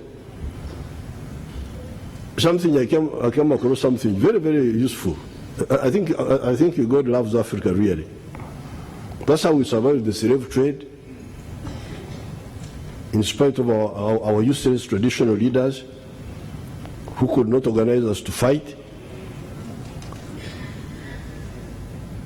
We were able to survive because we don't die easily. Now, it seems we are also going to survive this time. Fortunately, science is developing so fast that we may in the future not need soil to produce crops. This is a new chance for us now.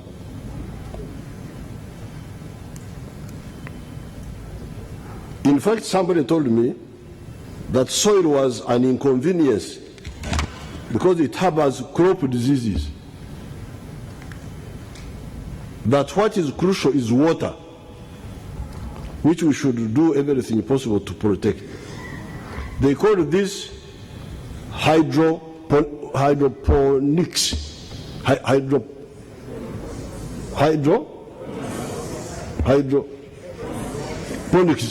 whatever it is. That is where you grow crops with water but without soil. So I said, no, we don't want soil because soil has got disease in it. We just need water. No, not GMOs. Not GMOs. What is crucial, more crucial now, as science is developing, is fresh water more than the soil. And they look at it as even a problem that it's not necessary.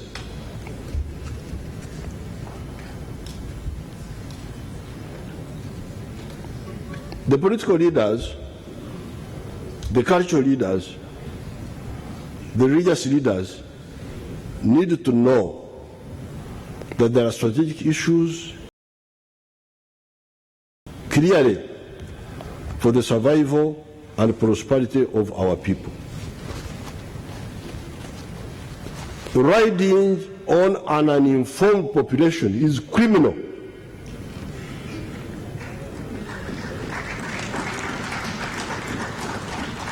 To find leaders riding on an informed population is criminal.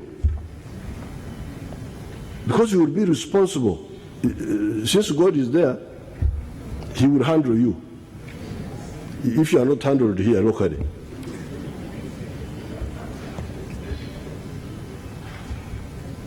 As our industrialization is progressing, our scientists are also making their own contribution.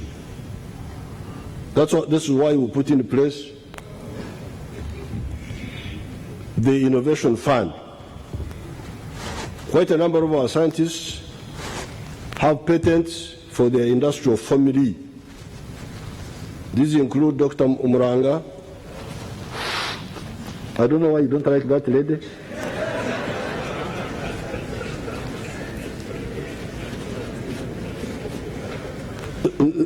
Mwenda Eino. I like Umuranga so much. You have been disturbing her in Parliament.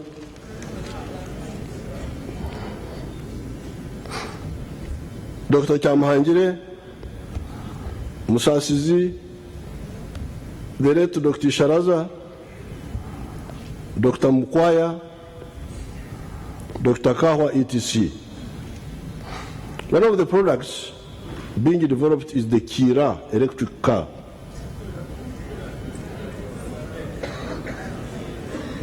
Many years because we have not funded it. Because we are funding other things, which ebyombireke bibafi bya munda. Ebyombireke. Iyo mambo wacha, iyo mambo yetu.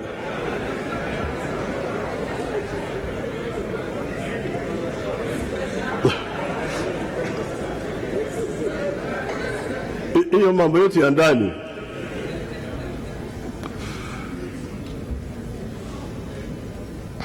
Our industrial sector, therefore, will not only depend on processing agricultural and mineral products. Because you see, my strategy, which I would like you to support, we should process all these agricultural products ourselves, but also process the minerals. Like, for instance, recently some of our people, some of our investors established a gold refinery at Entebbe. So gold is being refined at Entebbe now. Therefore now, our children, our grandchildren,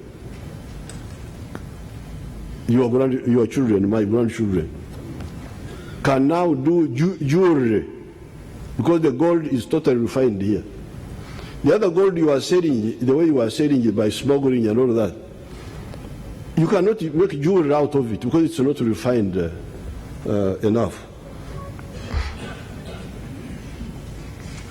One of our scientists, Dr. Philip Jumakobore, has developed an electronically controlled gravity feed infusion set, ECGF, a medical device designed to accurately administer intravenous fluids and drugs by controlling the rate of fluid flow based on feedback from a drop sensor.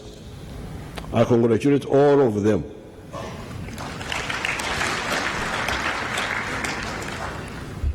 In order to invigorate our services sector, the government will revive the Uganda Airlines. We have already booked slots for the manufacture of medium and long distance planes. These will be able to handle the regional and international routes. Ugandans have an itch in their feet. They like to travel to Dubai, to China, Besides, we have a large diaspora that run away during the bad times. They are too comfortable where they are, and never bother to come back permanently. Nevertheless, they regularly travel back to see their families. Besides, we have the tourists and also the investment and business delegations. All these need convenient mode of travel from London, from Dubai, or from a point in China. This is not to talk of the regional destinations: Nairobi, Dar es Salaam, Kigali, Bujumbura, Arusha, Juba, Khartoum, Kinshasa, Addis Ababa, Cairo, Johannesburg, etc. Every year, Ugandans spend US dollars 430 million, i.e. 1.6 trillion shillings, on air travel.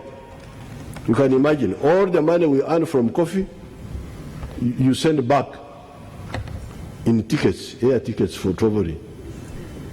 $440 million for air tickets. So when you are flying next time, know that you are eating a bag of coffee.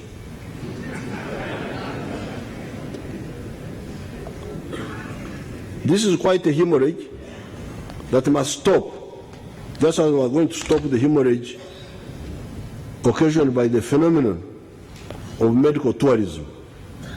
This is going to India for medical treatment.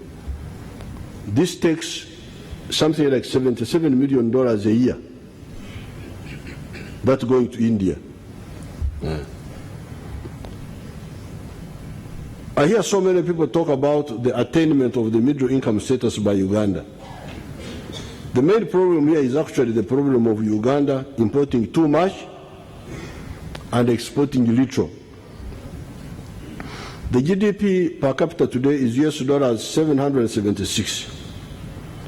To become a middle income country, you need at least $1,006 per capita. This money is calculated in dollars.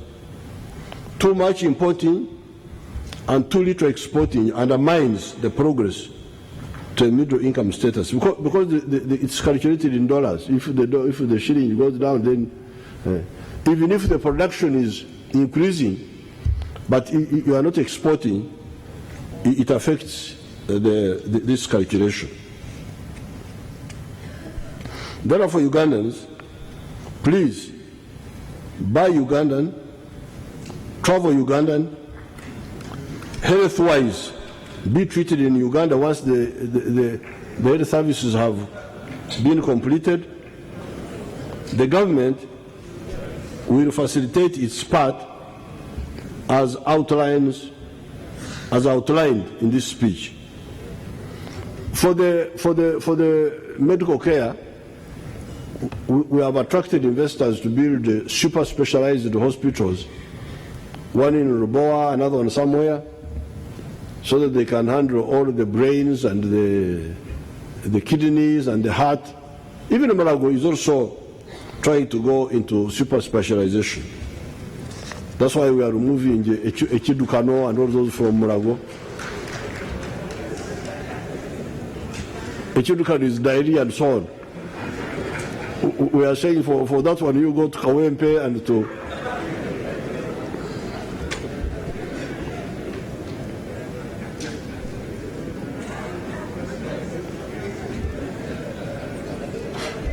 All I have said above is about the economy that is being developed to create wealth and jobs for the Ugandans, as well as widening the tax base for the state of Uganda.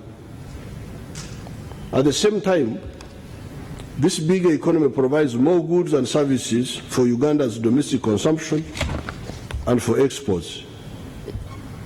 Your NRM, always looking ahead, has already negotiated and arranged with our brother and sister Africans to ensure the market integration of Africa. East African Community, COMESA, CFTA, Continental Free Trade Area, so as to provide capacity for the absorption of the greater supply of goods and services produced by the Ugandans awakened to realize their potential, as we also buy from our other brothers and sisters in Africa, as we all take advantage of the huge collective market of Africa. This market integration is very crucial. Maize, our production of maize is now at 4 million bags. 4 or 5 million bags. 5 million bags. But you know, Ugandans, you don't eat so much maize. You eat only 1 million bags.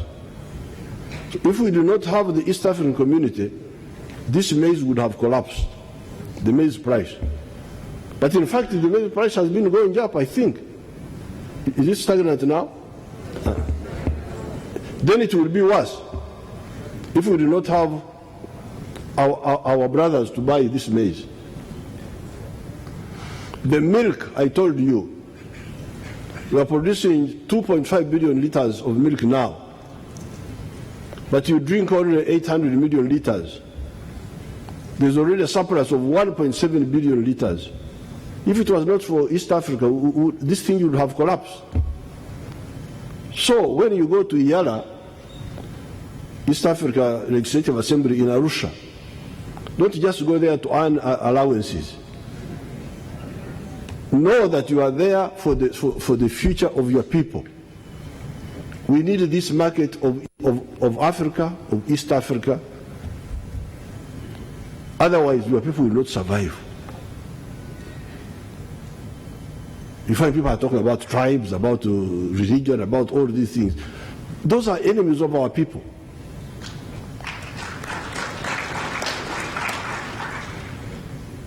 Banyankore did not educate me. I didn't benefit anything from those Banyankore other than Agandi.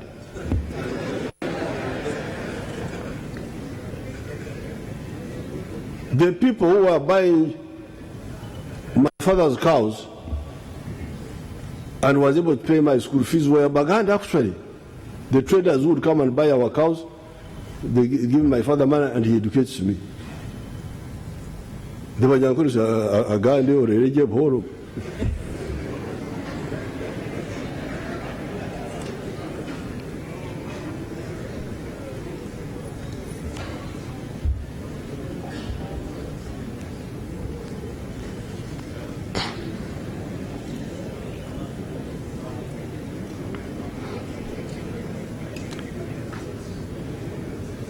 Besides the huge continental market we are creating with our African brothers, the NRM always never missing in action when it comes to African issues. We have also negotiated for third-party market access to the USA, European Union, the Chinese, the Japanese, and the Indian markets in varying degrees. Hence, ladies and gentlemen, the NRM has addressed or is addressing all the factors that are necessary to open the gates to the Ugandans engaged in wealth and job creation. Let everybody then play his or her own part. You may say this man is in all this Rugambo. What is he trying to say? I'm showing you that any obstacle that should have been blocked to you, we are addressing it. On the side of stability, Uganda had a lot of challenges, even after the NRM took power. Eventually, by 2007, the UPDF totally defeated the COIN, ADF, the other rebel groups, and disarmed the Karimojong.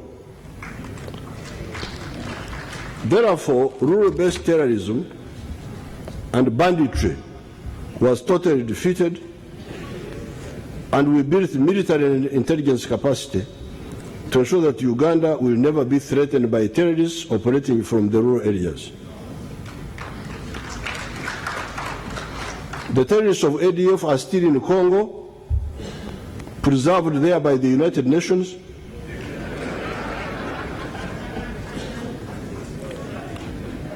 and the Congo government. If, however, they were to re-enter Uganda, they would be promptly and decisively defeated. If they come here, they will not go back in a standing position.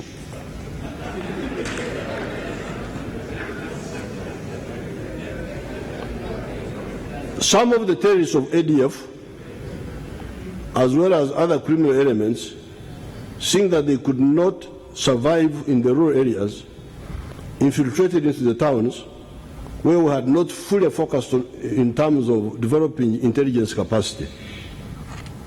As a consequence, we had 7 sheikhs assassinated, as well as Major Kigundu, Joan Kagezi, AIGP Kawesi, and Susan Magara of recent. These killings seem to have been linked with ADF. Other killings, like the women killed in the Entebbe-Wakiso areas, as well as the killings in the Masaka area on New Year's Eve, were by local criminals using pangas. With this new challenge, we put in place mechanisms to build the intelligence gathering capacity in the towns and on the highways. We are about to round off the building of that capacity. So what I'm telling you is that we had mainly concentrated on the rural areas to fight the terrorists there. Because there the fighting is different. There's what you call Exinde. Exinde, the track where the enemy has passed. Oh, he has passed here, he has passed here. We perfected that. That's why the terrorists could not survive in the rural areas, by using both physical and technical means. But in the town, you need different capacity. People are many, buildings are many, very many cars. We don't want to have roadblocks in the town. Never. I will never use that method of roadblocks, stopping people. No, no, no, no. That one we shall never use. Our people will try to suggest it. I said no. Because then if you have roadblocks, you're going to inconvenience. People have nothing to do with the... you must look for the jigger. You know, when the jigger enters the foot of somebody, the whole foot itches. You think the whole foot is... but you must go slowly and you get the jigger without disturbing the surrounding tissue. Urban terrorism and crime will be defeated just as we defeated the rural terrorists. In the meantime, most of the killers of the women in the Entebbe-Wakiso areas, as well as the killings in the Masaka area, have been arrested. After all, most of those people have been arrested. Those who are killing women. One of the killers, Chidawalime, was killed by Wananchi and our police force. In particular, I want to commend Cadet ASP Twinomigisha Stephen, a police officer that wrestled down the criminal and disabled him. With immediate effect, I promote him to the next rank.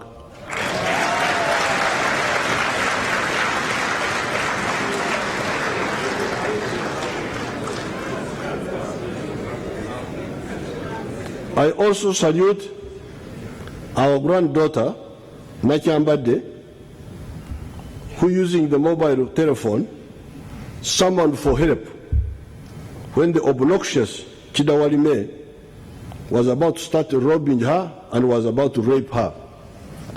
This girl was very smart. When this criminal Chidawalime was trying to break in the window, she telephoned people. Then she threw the phone out of the window. So when this criminal entered, he didn't know that the guard has already alerted. It's very easy with these phones of ours. He didn't know that the guard has already alerted people. So while he was there robbing and mistreating the girl, stripping her,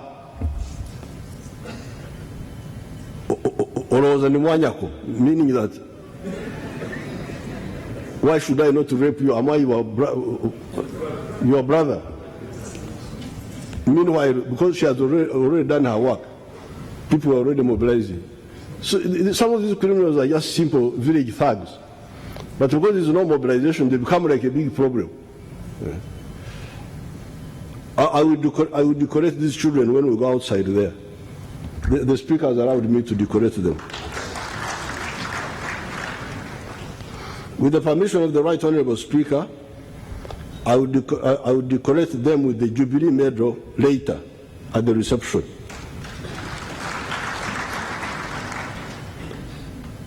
On the kidnappers and the killers of Susan Magara, 2 were killed at Usafi Mosque as they were trying to fight the police, and 8 were arrested. Regarding the killings of Joan Kagezi, the Muslim sheikhs, AIGP Kawesi, and Major Kigundu, 90 persons have been arrested and are now facing trial, and those not yet arrested are still being hunted. The ADF criminals in the Congo will answer for the killings of our people, even when they are hiding in Congo. Their only safety is for them to voluntarily surrender and seek for amnesty.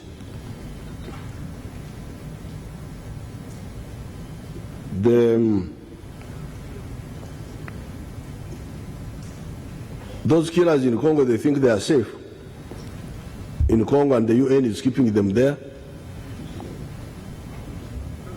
and the Congo government. But we shall get a solution for them.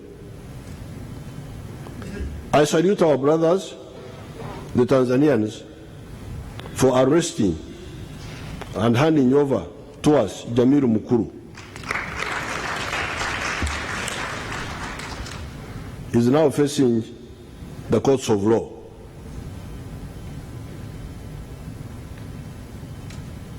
The other issue that needs attention is the environment, especially the restoration of the wetlands, preserving the national forests, planting the new commercial forests, not cultivating along the river banks, not allowing cultivation within 200 meters of the lake shore, and stopping soil erosion by using contours when cultivating in the mountain areas or on the hillsides. After, when you go to years now, there's so much forest. People have planted a lot of forests, commercial forests on the hills. There's a lot of forest now. The only thing we need is to have a holistic plan.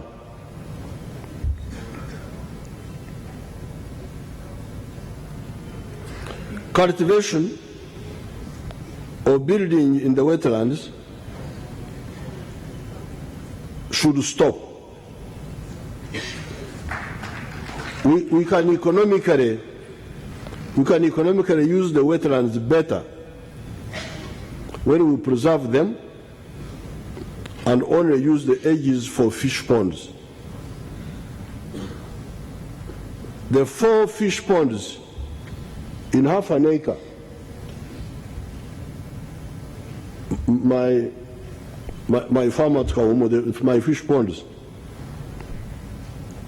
the 4 fish ponds in half an acre of the presidential farm at Kaumo in Ruero bring in shillings 64 million per year, according to Madam Nachoe. Those fish ponds, if they are put on the edge of the swamp, they will bring in more money than rice and all these things. Fish ponds.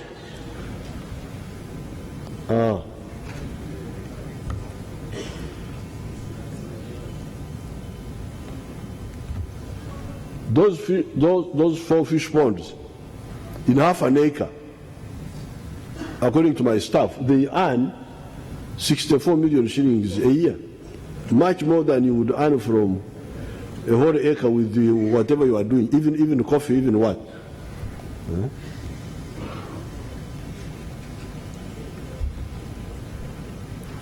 This is the right way to use the wetlands so that the center of the swamp regenerates, preserves water for us because we need it for irrigating the farms. We are talking of irrigation.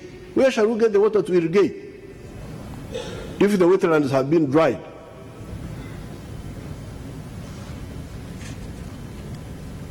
Besides the swamp grass known as ebigugu in Runyankore, apparently the scientific name is Cyperus latifolia, is very good for mulching the gardens and banana plantations. People can't mulch now because they have nowhere to get grass. When I created a model parish in Bushenyi, when I went there, they said, we need a pickup. I said, what is it for? Said, we need to bring grass from where? 30 miles away. Imagine, somebody had a contract. Tender, you know, tender is now very fashionable. Tender for cow dung, tender for...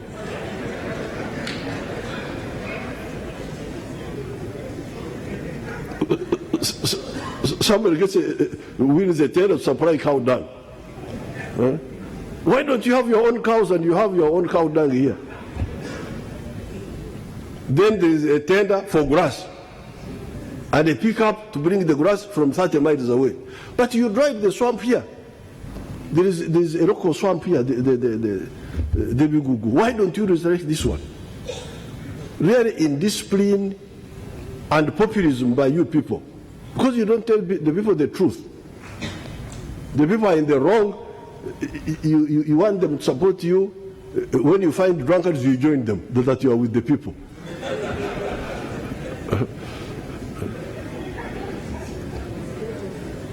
You find somebody sitting with the drunkards, sharing the straw, the marwa. This is incredible. There was a play, Shakespeare play, I think it was of Henry the fifth, the seventh or something. There was a prince who was pretending to be a drunkard because he didn't want his rivals to know that he was a serious contender. He wanted them to dismiss him that he's a drunkard.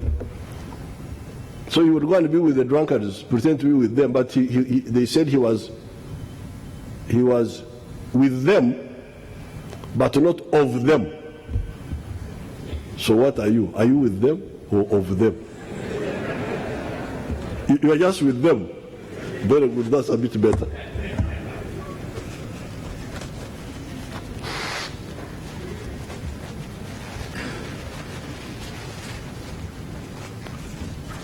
The swamp vegetation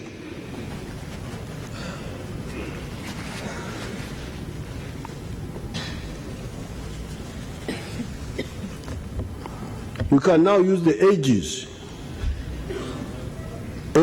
of the swamp called the emiga for fish farming, get much more money, and preserve our wetlands with all other benefits.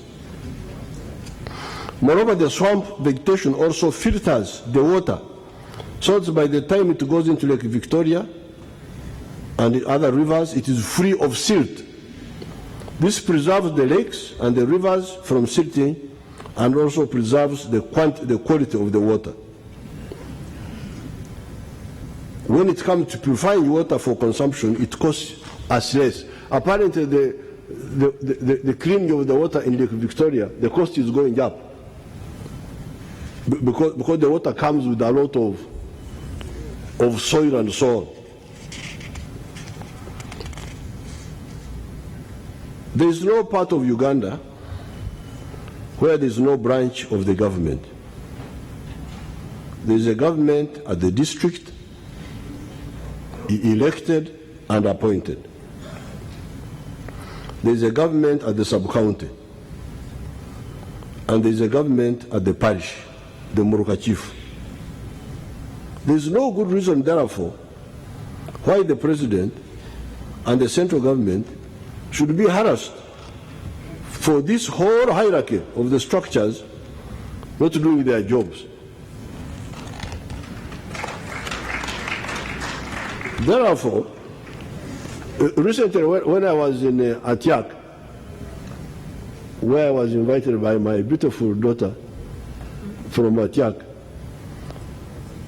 they were talking about cutting forests in that area.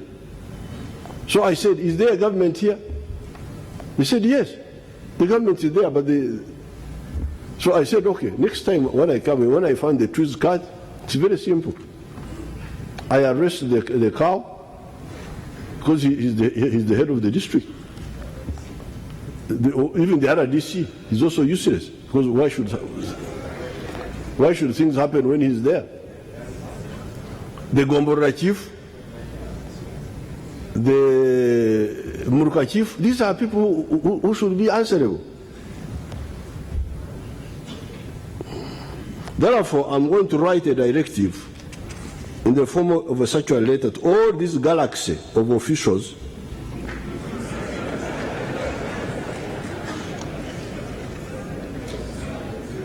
to ensure that all the services in their area are delivered properly. They should ensure that there are no ghosts in the local government secondary and primary schools, that teachers teach, that there are drugs in the health centers, that the farmers follow the required agricultural practices, that the wetlands are not invaded, that the lake shores are not cultivated, etc. The chief administrative officer in the district is the permanent secretary of the government in the district.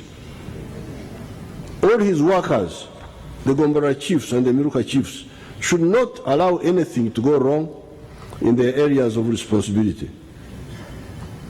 I will create an inspection unit in my office, State House. If they go to an area and there is anything wrong, that official and the cow will be held responsible.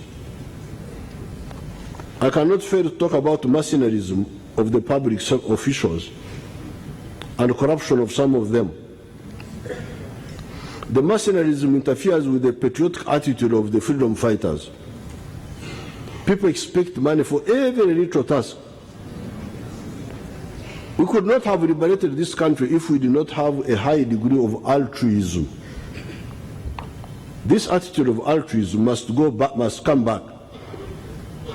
As for the corrupt officials, I would like to inform the public that their only element of security is the acquiescence of the public by not reporting these criminals. Otherwise, there is no criminal we cannot handle. Report any corruption you come across to this unit. It will comprise of Mr. James Tweheyo, Ms. Martha Asimwe, and Sister Akirol. They will give out their telephone numbers to the public so that they can ring them. What happened to the IGG? Why don't the victims of corruption report those incidents to the office of the IGG? That's what the purpose of that office, you remember. That's why the purpose, that if anything goes wrong, you report. Now the fact that now I must create another monitoring unit. So what happened to the other one? So if it's not working, why should we keep it then?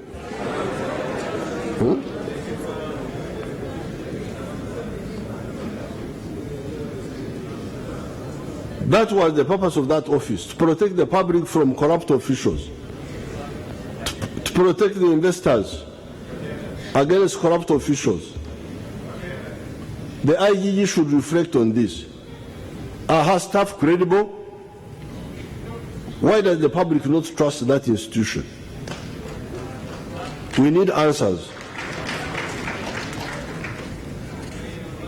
In order to help the Muruka Chief monitor economic production activities and service delivery in his area, the government should give each one of them a bicycle.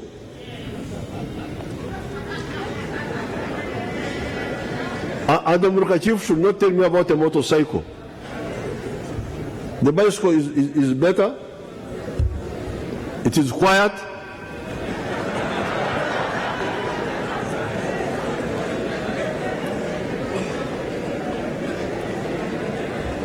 And healthy for the chief to pedal around and inspect. The motorcycles of the Gombara chiefs, because the Gombara chief may need a motorcycle because it's a bit, the area is a bit bigger. And of course, once the pick is coming, then people here and they organize themselves.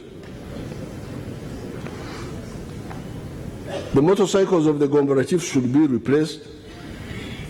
The old ones, given out in the financial year 2007-2008, are too old by now. In the area of sports, Uganda is beginning to come back again.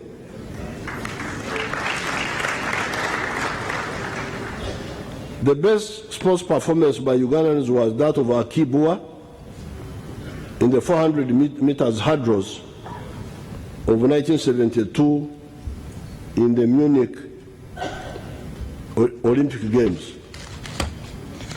Since the 1950s, I had been following the sports events. That was before you were born, you people.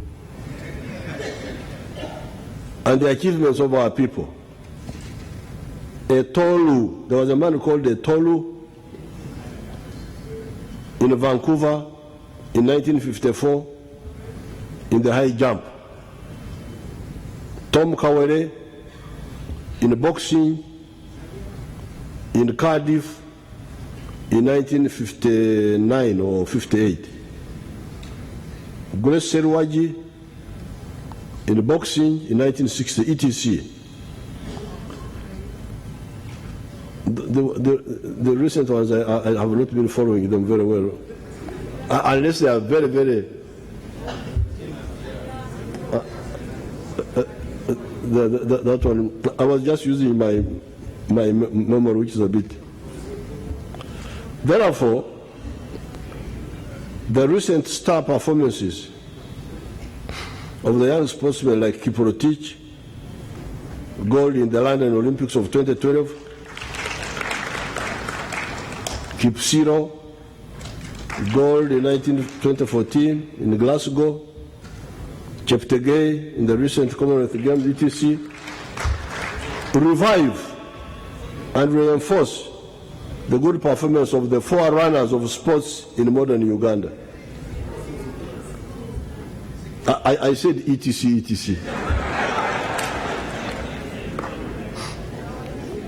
Yet, we have not yet put systemic efforts in sports beyond the peace brought to the country, the immunization of the young people, the UPE, and the USE, as well as the absorption of the youth with talent into the disciplined forces of prisons, police, UPDF. We have not really done much for sport. But just, I saw somebody writing, oh, the government has not invested in sport. Yes, we have not invested directly. But these Kapchora children who are running now, Cheptegei and all those, if the cattle rustling was still going on,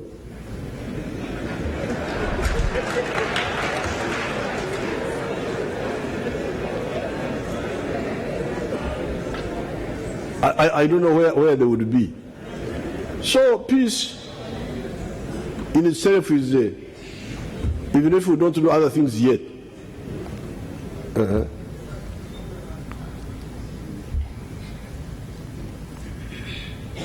immunization. Our children don't have polio.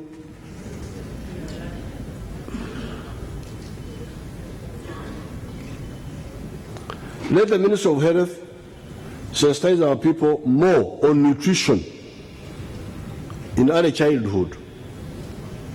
And when funds are available, more systematic annual schools and district competitions to be able to identify talent early enough. The potential in Uganda is huge.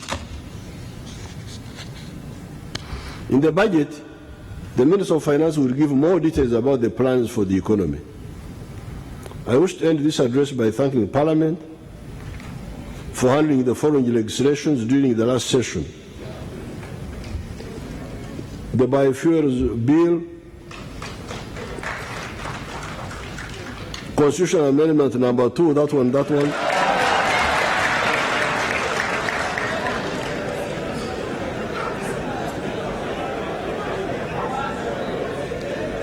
The Supplementary Appropriations Bill of 2017, the Supplementary Appropriations Bill number 2 of 2018, the Appropriation Bill of 2018, the Stamp Duty Bill, Excise Duty Bill, Income Tax Bill, Value Added Tax Amendment Bill, the Tax Procedures Code Bill, the Tax Appeals Tribunal Bill, the Traffic and Road Safety Amendment Bill, and the Rotaries and Gaming Bill. In the coming session, the government will present the following bills: the Uganda Institute for Diplomacy and International Affairs Bill, Foreign Service Bill, Pension Fund Bill, Human Resource Management Professional Bill, Income Tax Amendment Bill. So many of them, they are all here, they are all listed. You will die if I try to read all of them. There are 41 of them. You will see them in the speech when it is circulated. In conclusion, I want to remind the listeners that Uganda is unstoppable.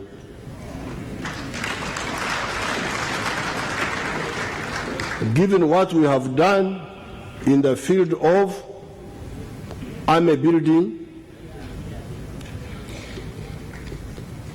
building the other security forces,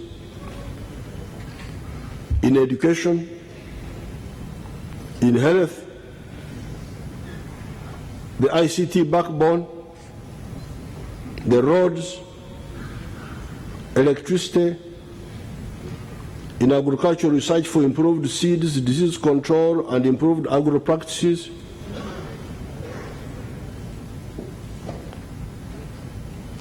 What we are planning to do is to deal with the cost of money for borrowing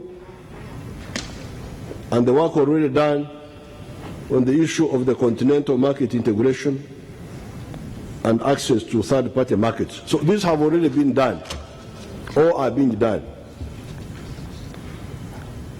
And there is no way Uganda will stagnate, given all this.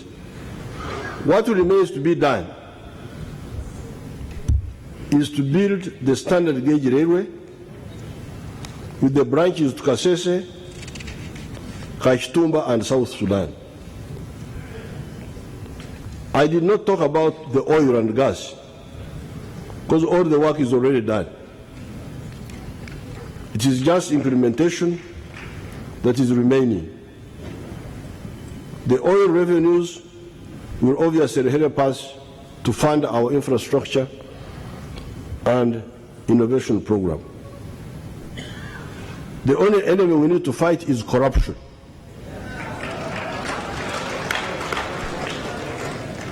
And poor implementation of government programs. It is a sort of insubordination. When the government says do this, somebody does something different. And nothing is done. That's what must stop. You must have heard of the action I took against immigration officers. Now the next target are going to be the cows,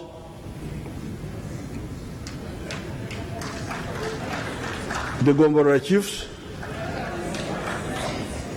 the RDCs. Those are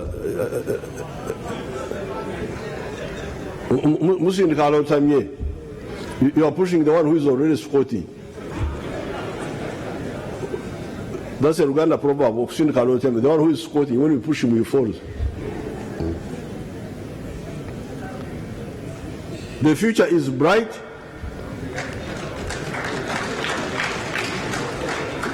Let us tighten discipline. Madam Speaker, it is my pleasure to declare the third session of the 10th Parliament open.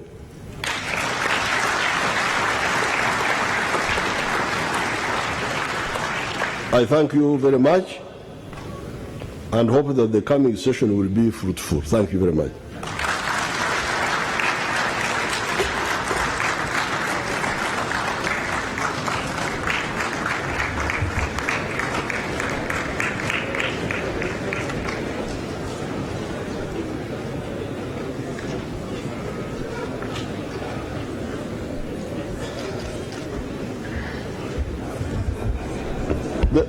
The other friends are always suffering from Nyeko. Apoyo. Some of them have stood up. Apoyo, Rubanda. Very good. I thought they were all suffering from Nyeko.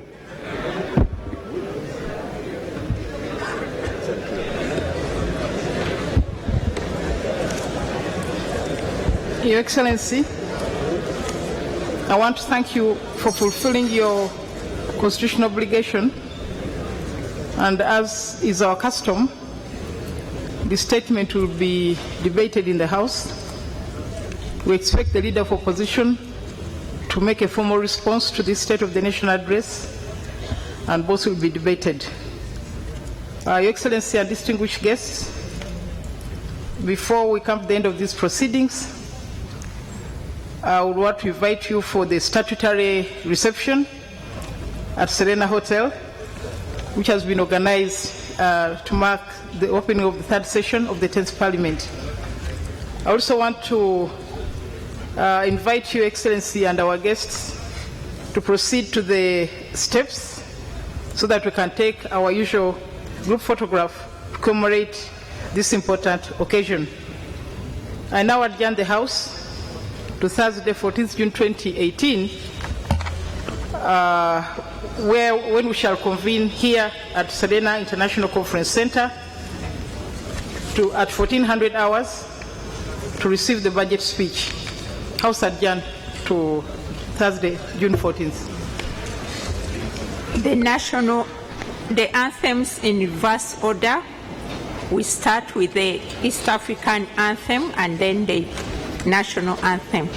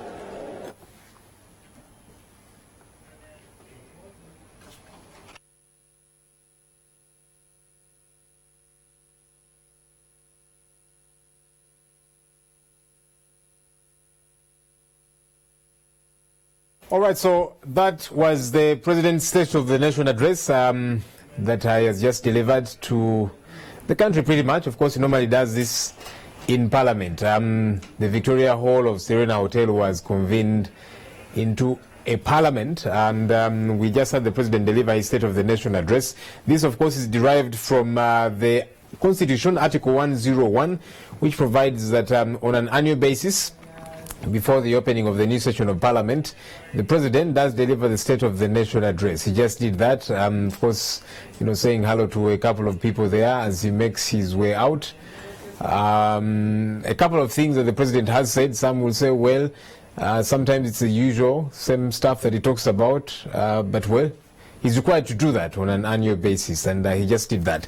This, of course, is the opening of the third session of the 10th Parliament, which he just did, and as you heard the Speaker there say that next week, on Thursday 14th, Parliament will reconvene for the budget speech. The State of the Nation address normally comes a week before the reading of the budget, and so next week we'll have the budget presented to the country. Everybody exiting the Serena Hotel, we understand there's going to be a photo opportunity, and thereafter there will be a cocktail reception. But several things that the President did mention. I'll just try and quickly run through what I was able to summarize here. The President did assure the country that groups of women have been aided with funds to do weaving, tailoring. He began to talk about the economy, and in his view, things are not as bad as some folks are making them seem, at least according to him. And so he says some women are being aided with funds to do a couple of things that will enable them put some income on their tables.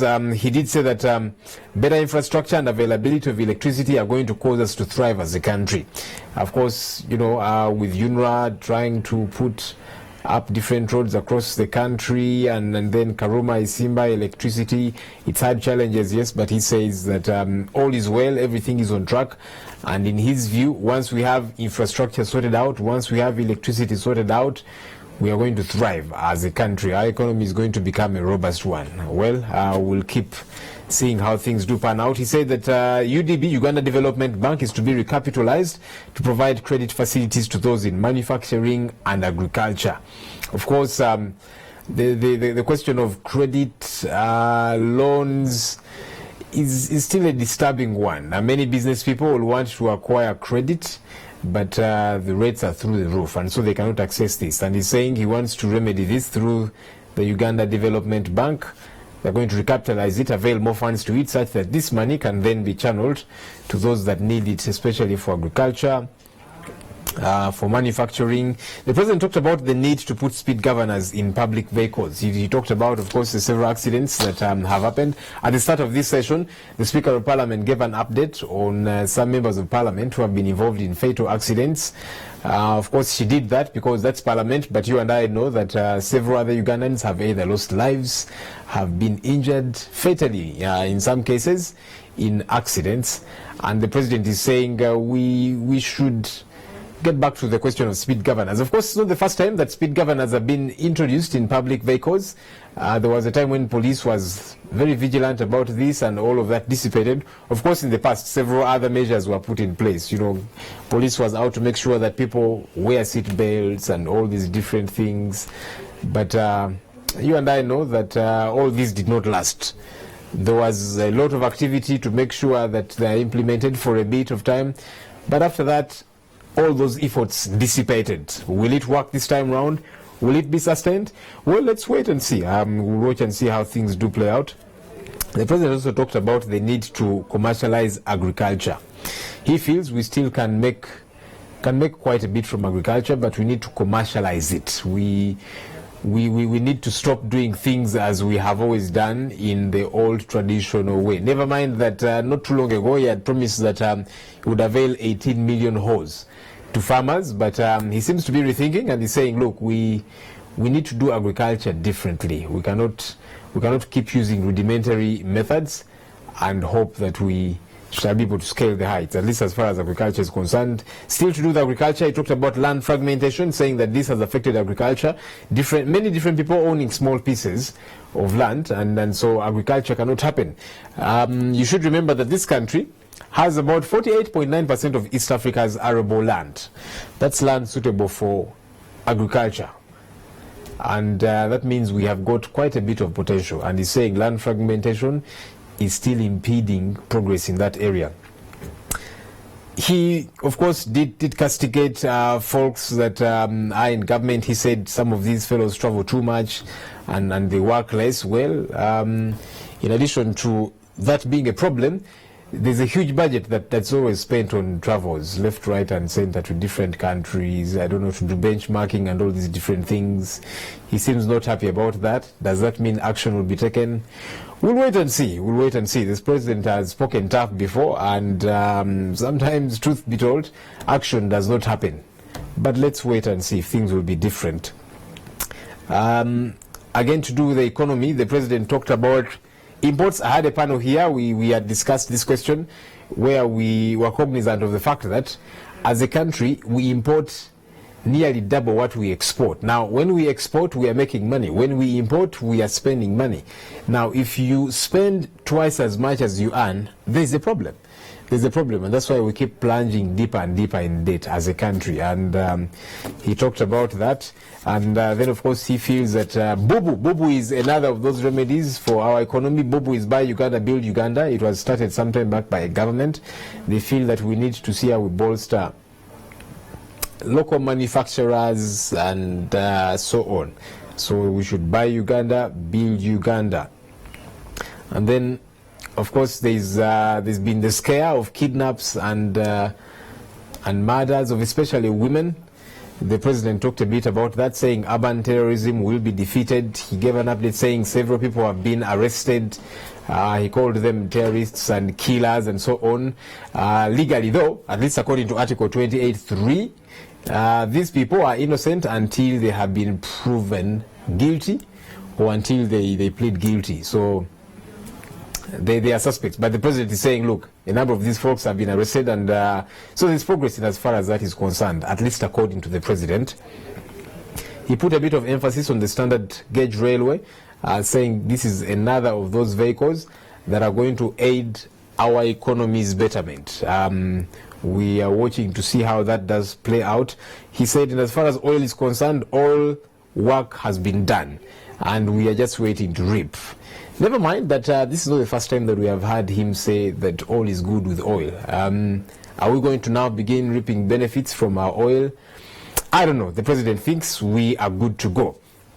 And of course, his favorite subject, each time at every State of the Nation address, at every budget speech, the president always talks about corruption, and he did the same today. He did say that corruption is going to be dealt with, like he has always promised. Does this tough talk always result into action? Well, the jury is out there. We will let you decide. What you're seeing out there is members of parliament, ministers, and other folks getting set for a photo opportunity. The president should be joining them in a short while, together with the speaker. We will wait for that to come through anytime now. And of course, after that, there will be the reception, the cocktail reception, organized by Parliament, and the president has been invited there. And that will pretty much be the end of all this. Of course, we'll be doing this again next week when Parliament will be reconvening here, Thursday next week. That's when the budget speech shall be read. We wait to see. The president, of course, did give some direction on certain things that he feels need to be in the budget. Of course, he directed the Ministry of Finance to make sure money is availed to Uganda Development Bank to recapitalize it such that credit can be availed to those that need it the most, and so on. This was pretty much the president's day to speak, but the speaker, of course, at the start did mention a couple of things, and even at the end of it, some communications she was making. She called on members of parliament to be more vigilant, to be more active. She was saying committee work has dragged on for various reasons, because MPs have been traveling to do some work left, right and center. Then, of course, the amendment of the constitution, that ate up a bit of time, because MPs were given time, quite a bit of time, to go out and consult their constituents. Time and money, you did a bit of work, and she was conceding no opening of the third session. I mean the second session. This is opening of the third session, so the 10th parliament, in comparison to the second reports, business of parliament,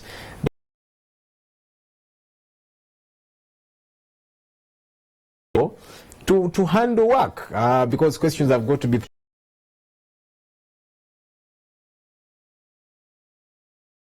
are not as available to either answer questions.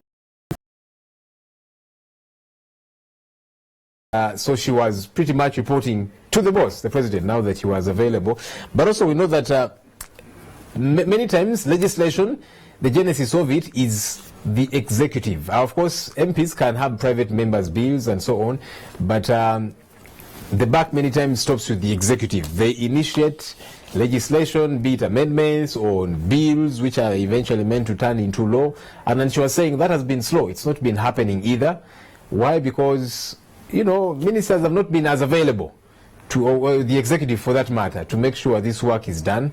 And so she feels if this is to change, everybody needs to do what they need to do. So anyway, it was good to hear that she was talking tough about that. We hope that members of parliament can get to earn their money. Because if the speaker says they're not doing as much work and yet they are being paid, and we hear that they want to increase their pay, anyway, earn your money. All right, so that pretty much comes to the end of our live broadcast of the State of the Nation address. Thank you for joining us. My name is Joel Senyonyi.